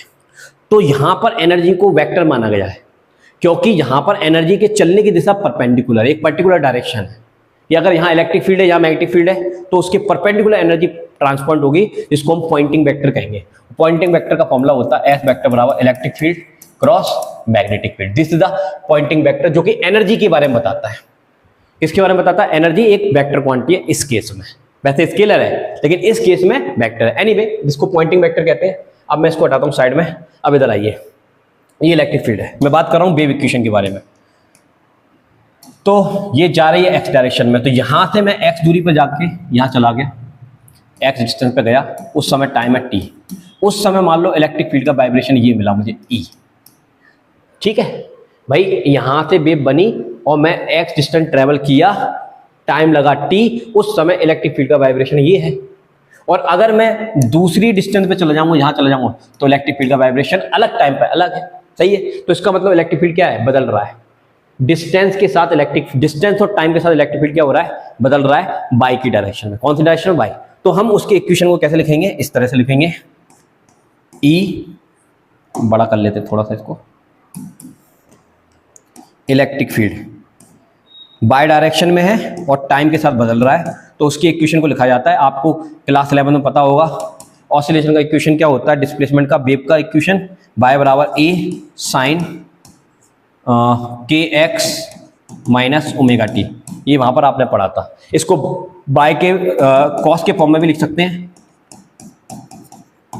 तो कॉस के फॉर्म में भी लिख सकते हैं और इसको साइन के फॉर्म में भी लिख सकते हैं। तो जैसा भी एक्सप्रेशन दिया हो आप उस फॉर्मेट में उसके सवाल सॉल्व करेंगे। तो मैं इलेक्ट्रिक फील्ड का इक्वेशन लिख रहा हूँ, देखो इधर, तो यहाँ पर इसी को देख के लिखूंगा, तो देखो क्या लिखूंगा, यहाँ पर मैक्सिमम ई आएगा, मतलब ई नॉट आएगा, फिर क्या है साइन, साइन, फिर क्या है के एक्स, और फिर क्या है ओमेगा टी, और प्लस माइनस में 5 होता है, 5 फेज डिफरेंस कि आपकी वेव कहाँ से स्टार्ट हुई। अगर आपकी वेव यहाँ से स्टार्ट हुई है तो ये फेज आएगा, अगर वो यहाँ से स्टार्ट हुई है तो ये फेज आएगा। तो फेज डिफरेंस बताने के लिए ये चीज़, तो ये किसका एक्सप्रेशन आ गया, ये एक्सप्रेशन आ गया इलेक्ट्रिक फील्ड का फॉर इलेक्ट्रोमैग्नेटिक वेव। तो यहाँ पर ये ई जो है वो किसका फंक्शन है, एक्स का और सॉरी टाइम का, यानी कि टाइम और एक्स के बदलने के साथ किसकी वैल्यू बदलेगी, ई की। तो वही मैं बता रहा था, इस डिस्टेंस पर, इस टाइम पर इलेक्ट्रिक फील्ड इतना है, अगले डिस्टेंस पर इलेक्ट्रिक फील्ड अलग है, अगले डिस्टेंस पर इलेक्ट्रिक फील्ड अलग है, ठीक है। तो ये वाला इक्वेशन इस चीज को एक्सप्लेन करता है। अच्छा, अब इसमें अभी बताएंगे के क्या होता है, ओमेगा क्या होता है, ये अभी बता देंगे आपको। ई नॉट आपको समझ में आ गया होगा, मैक्सिमम डिस्प्लेसमेंट है। ई आपको समझ में आ गया होगा कि हर डिस्टेंस एक पर्टिकुलर टाइम पर, उस डिस्टेंस पर इलेक्ट्रिक फील्ड के क्या हाल है, कम है इलेक्ट्रिक फील्ड, ज्यादा है या बहुत ज्यादा, या फिर जीरो, ये मतलब है। इसी तरह से मैग्नेटिक फील्ड बनाएंगे, तो मैग्नेटिक फील्ड का एक्सप्रेशन कैसे बनाएंगे, तो उसके लिए भाई इसके परपेंडिकुलर बाय डायरेक्शन में कौन होता है, मैग्नेटिक फील्ड होता है, इस तरह से। तो उसका मैक्सिमम डिस्प्लेसमेंट क्या होगा, वी नॉट होगा। तो उसका एक्सप्रेशन भी सेम ऐसे ही लिखा जाएगा, उसका एक्सप्रेशन भी सेम ऐसे लिखा जाएगा मैग्नेटिक फील्ड का, लेकिन वो कहाँ बन रहा है, जेड डायरेक्शन में बन रहा है, और टी टाइम पे कितना है, तो बी नॉट साइन के x minus omega T plus minus 5, this is the magnetic क्या बोलते हैं, इलेक्ट्रोमैग्नेटिक का मैग्नेटिक इक्वेशन है, मैग्नेटिक फील्ड का इक्वेशन है, और ये इलेक्ट्रिक फील्ड का इक्वेशन है, ठीक है। ओके, दोनों के फेज सेम होते हैं। तो जिस समय भाई इलेक्ट्रिक फील्ड मैक्सिमम हो रहा है उसी समय इलेक्ट्रिक फील्ड भी मैक्सिमम होगा, ठीक है। अब इधर आ जाइए, मैंने यहाँ पर कॉस की टर्म्स में लिखा है, वहां पर साइन की टर्म में लिखा है, दोनों का मतलब सेम है, किसी से भी आप सवाल करेंगे आपका बनेगा। अगर सवाल में साइन की टर्म्स में लिख के आया इक्वेशन तो साइन के टर्म में सॉल्व करना है, कॉस की टर्म में लिख के आया तो कॉस की टर्म में, उसमें कंफ्यूज नहीं होना है। अब इधर आइए, मैक्सिमम का मतलब इलेक्ट्रिक फील्ड का ई नॉट, बी मैक्सिमम का मतलब मैग्नेटिक फील्ड का बी नॉट, ये मतलब है। अब इसमें कुछ बातें हैं, जैसे कि आपका के है, के क्या है? के को बोलते हैं बेटा वेव कांस्टेंट या प्रोपेगेशन कांस्टेंट। वेव कांस्टेंट या फिर प्रोपेगेशन कांस्टेंट, जिसका फॉर्मूला आपको याद कर लेना क्या होता है। यस, के बराबर 2 पाई बटा लैम्डा, सवाल में उपयोग में आएगा। ओमेगा क्या है? ओमेगा एंगुलर फ्रीक्वेंसी है, जिसका फॉर्मूला होता है यस 2 पाई न्यू होता है। क्या होता है बेटा? 2 पाई न्यू। अब एक किसी गिवन पर्टिकुलर इलेक्ट्रोमैग्नेटिक वेव के लिए, गिवन पर्टिकुलर इलेक्ट्रोमैग्नेटिक वेव के लिए कुछ कांस्टेंट होते हैं। क्या कांस्टेंट होते हैं? जैसे ई नॉट या ई मैक्सिमम, लैम्डा उसका वेव लेंथ, वेव नंबर या वेव कांस्टेंट या प्रोपेगेशन कांस्टेंट एक ही मतलब है के का, उसकी फ्रीक्वेंसी, एंगुलर फ्रीक्वेंसी और वेलोसिटी। तो एक गिवन वेव के लिए ये सारी चीजें क्या होती हैं? कांस्टेंट होती हैं। और उसी गिवन वेव के लिए कुछ चीजें वेरिएबल भी होती हैं, लाइक इलेक्ट्रिक फील्ड का इक्वेशन है तो इलेक्ट्रिक फील्ड डिस्टेंस और टाइम के साथ बदल सकता है। मैग्नेटिक फील्ड का इक्वेशन है तो वो भी डिस्टेंस और टाइम के साथ बदल सकता है। एक्स बदल ही रहा है, वेव आगे बढ़ रही है, टाइम बदल ही रहा है, टाइम के साथ वेव आगे बढ़ रही है। तो ये बदलने वाली चीजें को वेरिएबल कहेंगे और ना बदलने वाली चीजों को कांस्टेंट कहेंगे। लेकिन ये एक पर्टिकुलर वेव के लिए, अगर आप दूसरी वेव ले लोगे तो उसके लिए ये सब चीजें अलग हो जाएंगी। ठीक है, समझ में आया होगा? बहुत बढ़िया। अब कुछ बात है, अब वेव में क्या क्या होता है? वेव में फ्रीक्वेंसी होती है। फ्रीक्वेंसी का क्या मतलब है? एक सेकंड में जितने ऑसिलेशन हो रहे हैं, 10, 20, 50, 60 कितने, तो उनके नंबर्स को क्या बोलते हैं? फ्रीक्वेंसी। तो फ्रीक्वेंसी का फॉर्मूला होता है ये न्यू बराबर 1/T। अच्छा, ये जो वेव होती है, इस वेव में ये ऊपर वाला जो लोकेशन होता है इसको क्रेस्ट बोलते हैं, नीचे वाला लोकेशन होता है उसको ट्रफ बोलते हैं। तो क्रेस्ट से क्रेस्ट के बीच का जो डिस्टेंस होता है उसको लैम्डा बोला जाता है। क्या बोला जाता है? लैम्डा। तो लैम्डा को बोलते हैं वेवलेंथ, और वेवलेंथ, वेलोसिटी और फ्रीक्वेंसी का आपस में ये रिलेशन होता है, तो ये आपको अच्छे से याद कर लेना है। तो यहाँ पे वेवलेंथ का एक और नया फॉर्मूला आ गया, क्या? Velocity divided by frequency. और यहाँ पर देखिए कहाँ है ये, यहां से भी हम निकाल सकते हैं वेवलेंथ का। वेवलेंथ को इधर पहुंचा देंगे, के को नीचे पहुंचा देंगे, तो 2 पाई बटा के बराबर भी वेवलेंथ होता है। ठीक है, जब जिसकी जरूरत पड़ जाए उससे हम सवाल सॉल्व कर सकते हैं। इसी तरह से वेलोसिटी ऑफ वेव निकालने का फॉर्मूला भी होता है ओमेगा बटा के, मतलब एंगुलर फ्रीक्वेंसी और प्रोपेगेशन कांस्टेंट के रेशियो को भी क्या बोलते हैं? वेलोसिटी बोलते हैं। अगली बात सुनिए, जैसे आप यहां पर देख रहे हैं हाई फ्रीक्वेंसी, मतलब इसमें नंबर ऑफ वाइब्रेशन बहुत ज्यादा है। तो अगर हाई फ्रीक्वेंसी, इसका मतलब एनर्जी ज्यादा है, मोर एनर्जी। और अगर नंबर ऑफ वाइब्रेशन कम है, हल्के फुल्के है, तो फ्रीक्वेंसी कैसी होगी? कम होगी। तो अभी यही सब चीजें मैं आपको इलेक्ट्रोमैग्नेटिक वेव के स्पेक्ट्रम में पढ़ाऊंगा।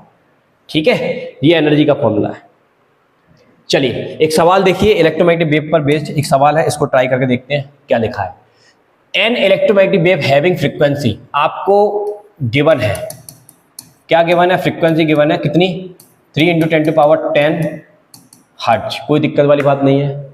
एंड इलेक्ट्रिक फील्ड गिवन है आपको 30 वोल्ट पर metre, moving along positive X direction, मतलब एक्स की डायरेक्शन में इलेक्ट्रिक फील्ड है, एक्स की डायरेक्शन में इलेक्ट्रिक फील्ड है, ये ऐसा इलेक्ट्रिक फील्ड है, एक्स की डायरेक्शन में इलेक्ट्रिक फील्ड है। कहने का मतलब ये है, एक्स की डायरेक्शन में इलेक्ट्रिक फील्ड है, एक्स की डायरेक्शन में इलेक्ट्रिक फील्ड बन रहा है। अभी जैसे कि मैंने बना सकते हैं हम, मान लो ये एक्स डायरेक्शन है और ये वाई डायरेक्शन है, ये जेड डायरेक्शन हो जाएगी।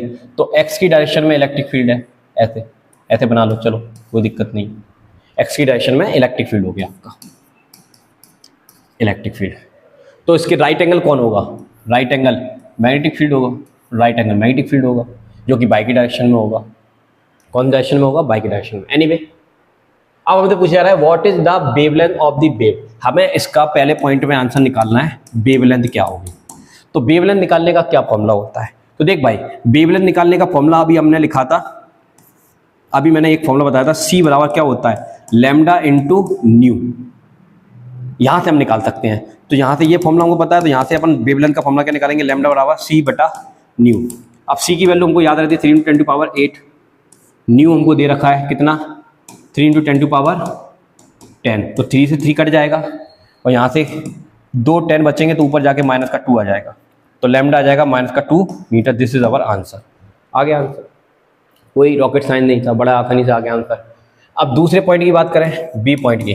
बी पॉइंट में क्या निकालना है? Right the equation of relative magnetic field. अब मैग्नेटिक फील्ड का जब आप इक्वेशन लिखने जाओगे तो मैग्नेटिक फील्ड का इक्वेशन क्या होता है? बी बराबर बी नॉट साइन के एक्स माइनस ओमेगा टी, और अगर फेज डिफरेंस है तो लिखेंगे, नहीं है तो कोई दिक्कत नहीं है। ये फेज डिफरेंस सवाल में दिया भी नहीं तो लिखने की जरूरत नहीं है। अब बी नॉट चाहिए। अब बी नॉट निकालने के लिए आपको क्या करना पड़ेगा, तो अभी मैंने एक फॉर्मूला लिखाया था, सी बराबर ई नॉट बटा बी नॉट, ये भी एक फॉर्मूला था अपने पास, था कि नहीं। तो हमको ई नॉट चाहिए पहले। अब ई नॉट की जो क्वांटिटी दी है, क्या दे रखी है, इलेक्ट्रिक फील्ड 30 वोल्ट पर moving along positive X direction, तो इसको ही हम ई नॉट मान लेते हैं ताकि हमें हेल्प मिल जाए यहाँ पर आंसर निकालने में। तो देखिए इधर, तो बी नॉट निकाल सकते हैं हम यहाँ से, ई नॉट बटा सी आएगा। अब ई नॉट की वैल्यू कितनी है 30, और सी की वैल्यू हमको पता है 3 × 10⁸, ठीक है। तो ऊपर वाली एक जीरो से नीचे, या फिर आप ये कह सकते हो 3 से 10 बार में कैंसिल हो जाएगा, और ये ऊपर जाएगा तो माइनस का 7 हो जाएगा। क्यों? क्योंकि ये ऊपर जाके प्लस का हो जाएगा तो माइनस का 7। तो सी की वैल्यू, सॉरी बी नॉट की वैल्यू कितनी आ जाएगी, बी नॉट की वैल्यू आ जाएगी 10⁻⁻7 टेस्ला, ठीक है, कोई दिक्कत वाली बात नहीं है। तो इस फॉर्मूले से हमने बी नॉट निकाल दिया। क्यों निकाल लिया? क्योंकि हमको बी नॉट चाहिए। अब हमको के चाहिए, के निकालेंगे।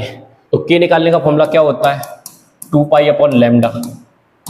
तो यहाँ से के निकालेंगे तो 2π/λ की वैल्यू हम पहले ही निकाल चुके हैं शायद, 10⁻², 10⁻²। तो ये ऊपर चला जाएगा, तो ये हो जाएगा 2π × 10⁻²।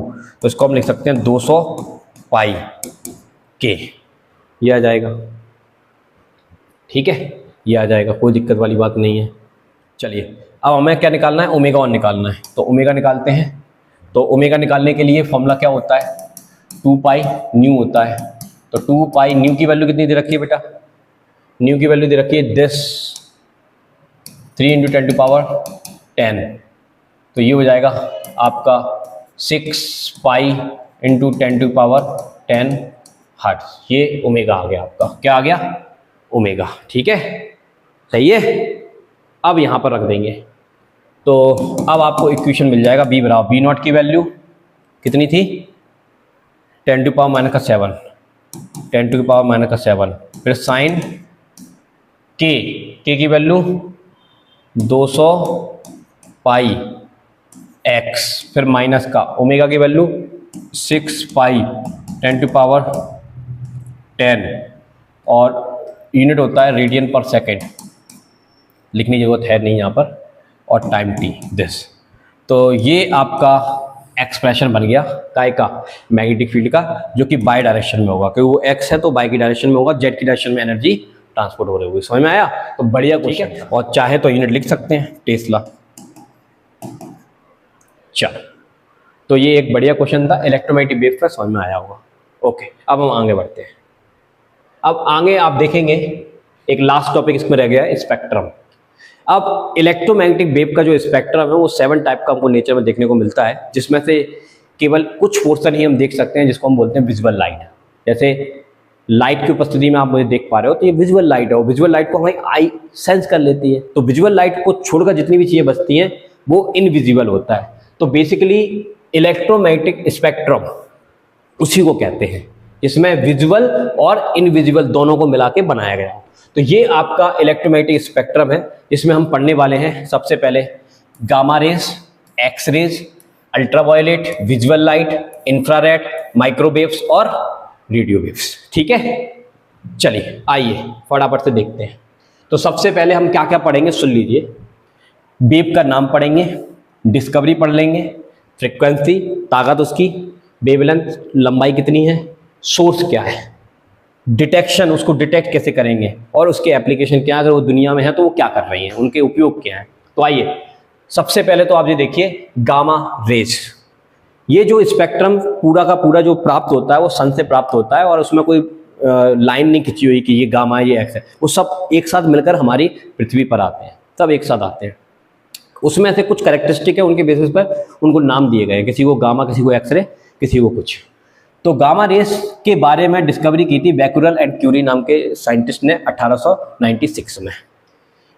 किस बेसिस पर? तो आंसर इसकी जो फ्रीक्वेंसी होती है वो स्टार्ट होती है 5 × 10⁻20 हर्ट्ज से 3 × 10⁻19 हर्ट्ज, यानी कि 10 के पीछे 20 जीरो लगाने पड़ेंगे। इतने कंपन होते हैं, इतने ऑसिलेशन होते हैं 1 सेकंड में, इतनी ताकतवर होती हैं। और जिनकी फ्रिक्वेंसी जितनी ज़्यादा होती है वो मोटी सी मोटी दीवार को पेनिट्रेट करने की ताकत रखती है, और जिनकी फ्रिक्वेंसी हाई होती है तो उनका पक्का वेवलेंथ कम होगी। तो यहाँ पर ये जो स्पेक्ट्रम है, मैं एक चीज़ बता देना चाहता हूँ, 2 चीज़ों के बेसिस पर है, फ्रिक्वेंसी और वेवलेंथ। तो भाई जिसकी फ्रिक्वेंसी हाई है वो ऊपर है तो वेवलेंथ सबसे कम होगी, और जिसकी वेवलेंथ हाई है तो उसकी फ्रिक्वेंसी सबसे कम होगी। तो यहां पर आप देख पा रहे होंगे कि यहां पर फ्रिक्वेंसी हाई है, वेवलेंथ कम है, लेकिन यहां पर आप देखेंगे वेवलेंथ ज्यादा है तो फ्रिक्वेंसी कैसी है, कम है। ठीक है, दोनों बातें समझ में आई होंगी। और जब फ्रिक्वेंसी का वेवलेंथ से मल्टीप्लाई करते हो तो क्या मिलता है, सी मिलता है, स्पीड ऑफ लाइट मिलती है। क्या मिलती है, स्पीड ऑफ लाइट। यानी कि अगर आप इन दोनों का आपस में मल्टीप्लाई कर दोगे तो वो सी के बराबर आएगा, और सी की वैल्यू होती है 3 × 10⁸ मीटर पर सेकेंड। और जब हमने ऐसा करके देखा तो एक्चुअल में इतनी स्पीड हमको मिलती है, इसलिए गामा रेस को भी इलेक्ट्रोमैग्नेटिक वेव के स्पेक्ट्रम में शामिल किया गया कि भाई गामा रेस भी इलेक्ट्रोमैग्नेटिक वेव्स होती है, वो दुनिया में सबसे तेज चलने वाली स्पीड ऑफ लाइट की बराबर स्पीड रखती है। ठीक है, तो अगर आप इन दोनों का मल्टीप्लाई कर देंगे तो स्पीड ऑफ लाइट के बराबर आ जाएगा। अगली चीज, सोर्स क्या है भाई, ये इनके उत्पन्न करने के सोर्स क्या है, तो यहाँ पर न्यूक्लियर फ्यूजन होता है, वहां पर ये बनती है। यहाँ पर या decay of radio active material, decay होता है, टूटता है, तो वहां पर हमको गामा रेज मिलती हैं। डिटेक्शन इसका गीगा ट्यूब के द्वारा किया जाता है। एप्लीकेशन की बात करें तो कैंसर के इलाज में, एटम के स्ट्रक्चर में, ट्रीटमेंट में गामा रेज का हम उपयोग करते हैं। समझ में आया होगा। ठीक है, ये आपकी गामा रेज का कुछ दिखाया गया है यहाँ पर। गामा रेज एटम के स्ट्रक्चर में हमारे काम में आती है। ठीक है, ये इसकी स्पेक्ट्रम वगैरह है जिसको हम न्यूक्लियर फिजिक्स में पढ़ेंगे और डिटेल में। अब आती है next wave, x ray. Gamma ray ज्यादा फ्रीक्वेंसी, कम वेवलेंथ। एक्सरे कम फ्रीक्वेंसी, गामा रे से ज्यादा वेवलेंथ। इसके बारे में रोजन ने बताया था 1895 में। फ्रीक्वेंसी यहां से आपकी गामा रे की फ्रीक्वेंसी खत्म होती है, वहां से एक्सरे स्टार्ट होती है। 3 × 10⁻19 से आपकी स्टार्ट होगी। देखो 3 × 10⁻19 स्टार्ट होगी, 1 × 10⁻16 तक जाएगी, और वहां से उसकी वेवलेंथ खत्म होती है। जहां से इसकी वेवलेंथ स्टार्ट हो जाती है 10⁻10 मीटर से लेकर 3 × 10⁻8। और इसका सोर्स है एक मेटल पर फास्ट इलेक्ट्रॉन को हम गिराते हैं, टकराते हैं, तो उससे एक्सरे निकलती है।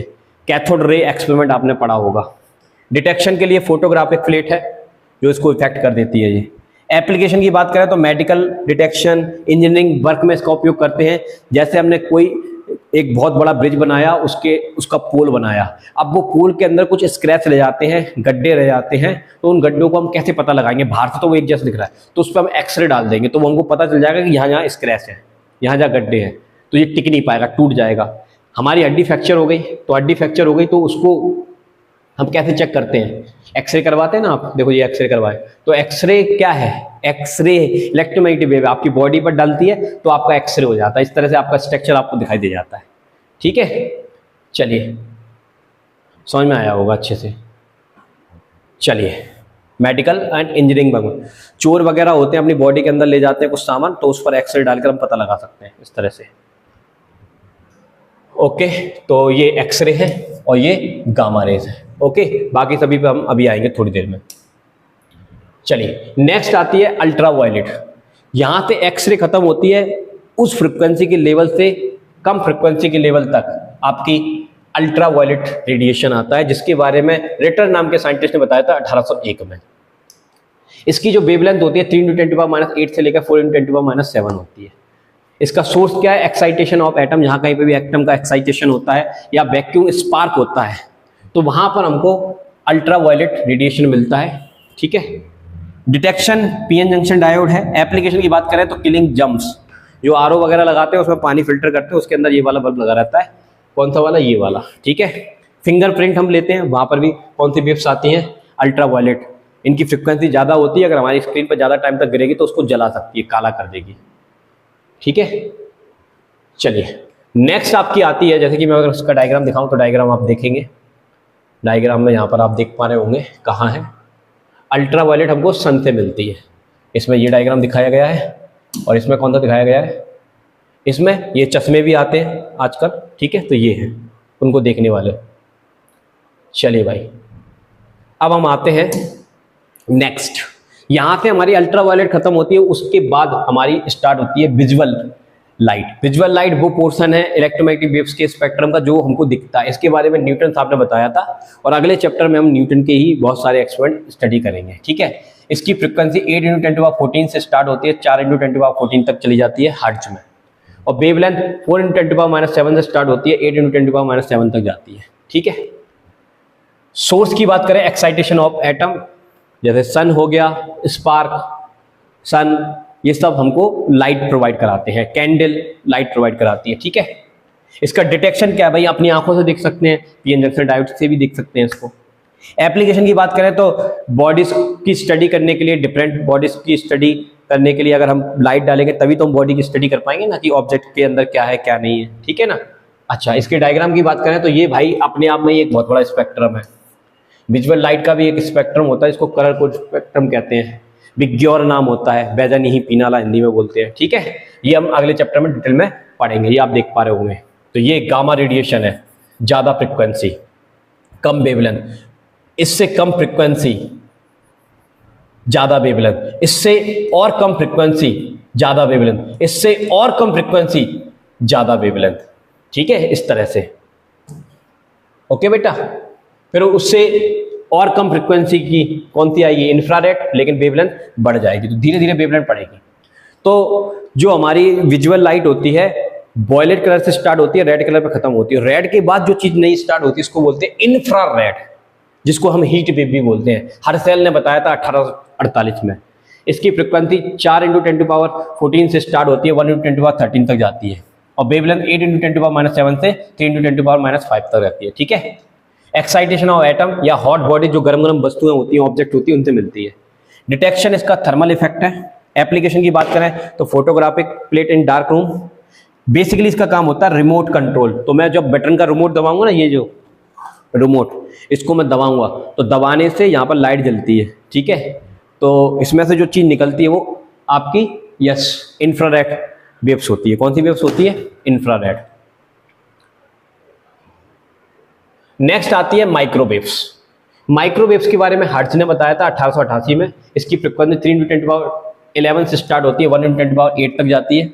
वेवलेंथ 1 × 10⁻³ से स्टार्ट होती है, 3 × 10⁻1 मीटर तक जाती है। ठीक है, मतलब इनकी फ्रिक्वेंसी आपकी क्या बोलते हैं, इंफ्रारेड से कम होती है, लेकिन वेवलेंथ ज्यादा होती है।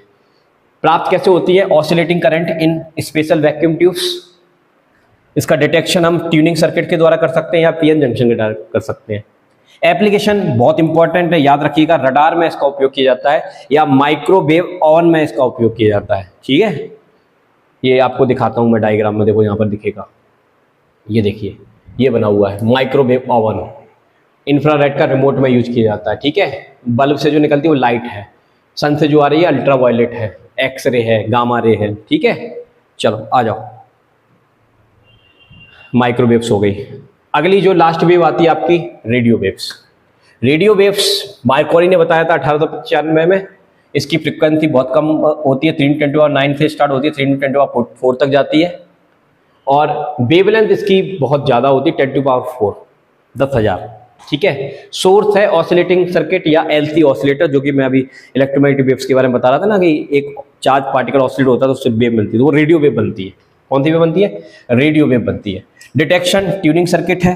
एप्लीकेशन इसका बहुत बड़ा है, पूरा कम्युनिकेशन सिस्टम, टेलीविजन सिस्टम आपका रेडियो वेव्स पे ही आधारित है। मोबाइल सिस्टम जितना भी जो चल रहा है वो रेडियो वेव्स पे ही आधारित है। ठीक है, तो ये आपने देखा इलेक्ट्रोमैग्नेटिक वेव के स्पेक्ट्रम के बारे में। एक और मैं आपको बताना चाहूंगा, एक और वेव होती है इलेक्ट्रॉन वेव्स, जो कि हमारे घर में जितनी भी इलेक्ट्रिसिटी वगैरह चल रही है वो इलेक्ट्रॉन वेव्स है, जिसकी फ्रिक्वेंसी 50 हर्ट्ज होती है, और वेवलेंथ 5 × 10⁻6 से लेकर 6 × 10⁻6 होती है। Weak radiation from AC circuit, जो भी एसी सर्किट के वीक रेडिएशन है वहां से हमको ये मिलती है, इसका सोर्स है। एप्लीकेशन लाइटनिंग के लिए, फैन को चलाने के लिए, एसी को चलाने के लिए, उन सब के लिए इसका उपयोग किया जाता है। तो बेटा आज की इस क्लास में हम लोगों ने कंप्लीट इलेक्ट्रोमैग्नेटिक वेव्स को बहुत डिटेल में स्टडी किया हुआ है। आशा करता हूं कि आपको सारी बातें बहुत अच्छे से समझ में आई होंगी। ठीक है, ये मेरा नंबर है, इसको आप सेव कर लीजिएगा ताकि आपको मैं पीडीएफ प्रोवाइड करा दूं। नेक्स्ट वीडियो में इसके बहुत सारे ढेर सारे सवाल आपको देखने को मिलेंगे जो PYQs होंगे, जो कि आपके एग्जाम के लिए काफ़ी इंपॉर्टेंट होंगे। लेकिन अगर आप इस चैप्टर को नहीं समझते तो वो भी आपको समझ में नहीं आएंगे। लेक्चर कैसा लगा, मजा आया कि नहीं, प्लीज़ कमेंट करके जरूर बताइएगा। मिलते हैं नेक्स्ट लेक्चर का, अभी के लिए जय हिंद, जय भारत, थैंक यू।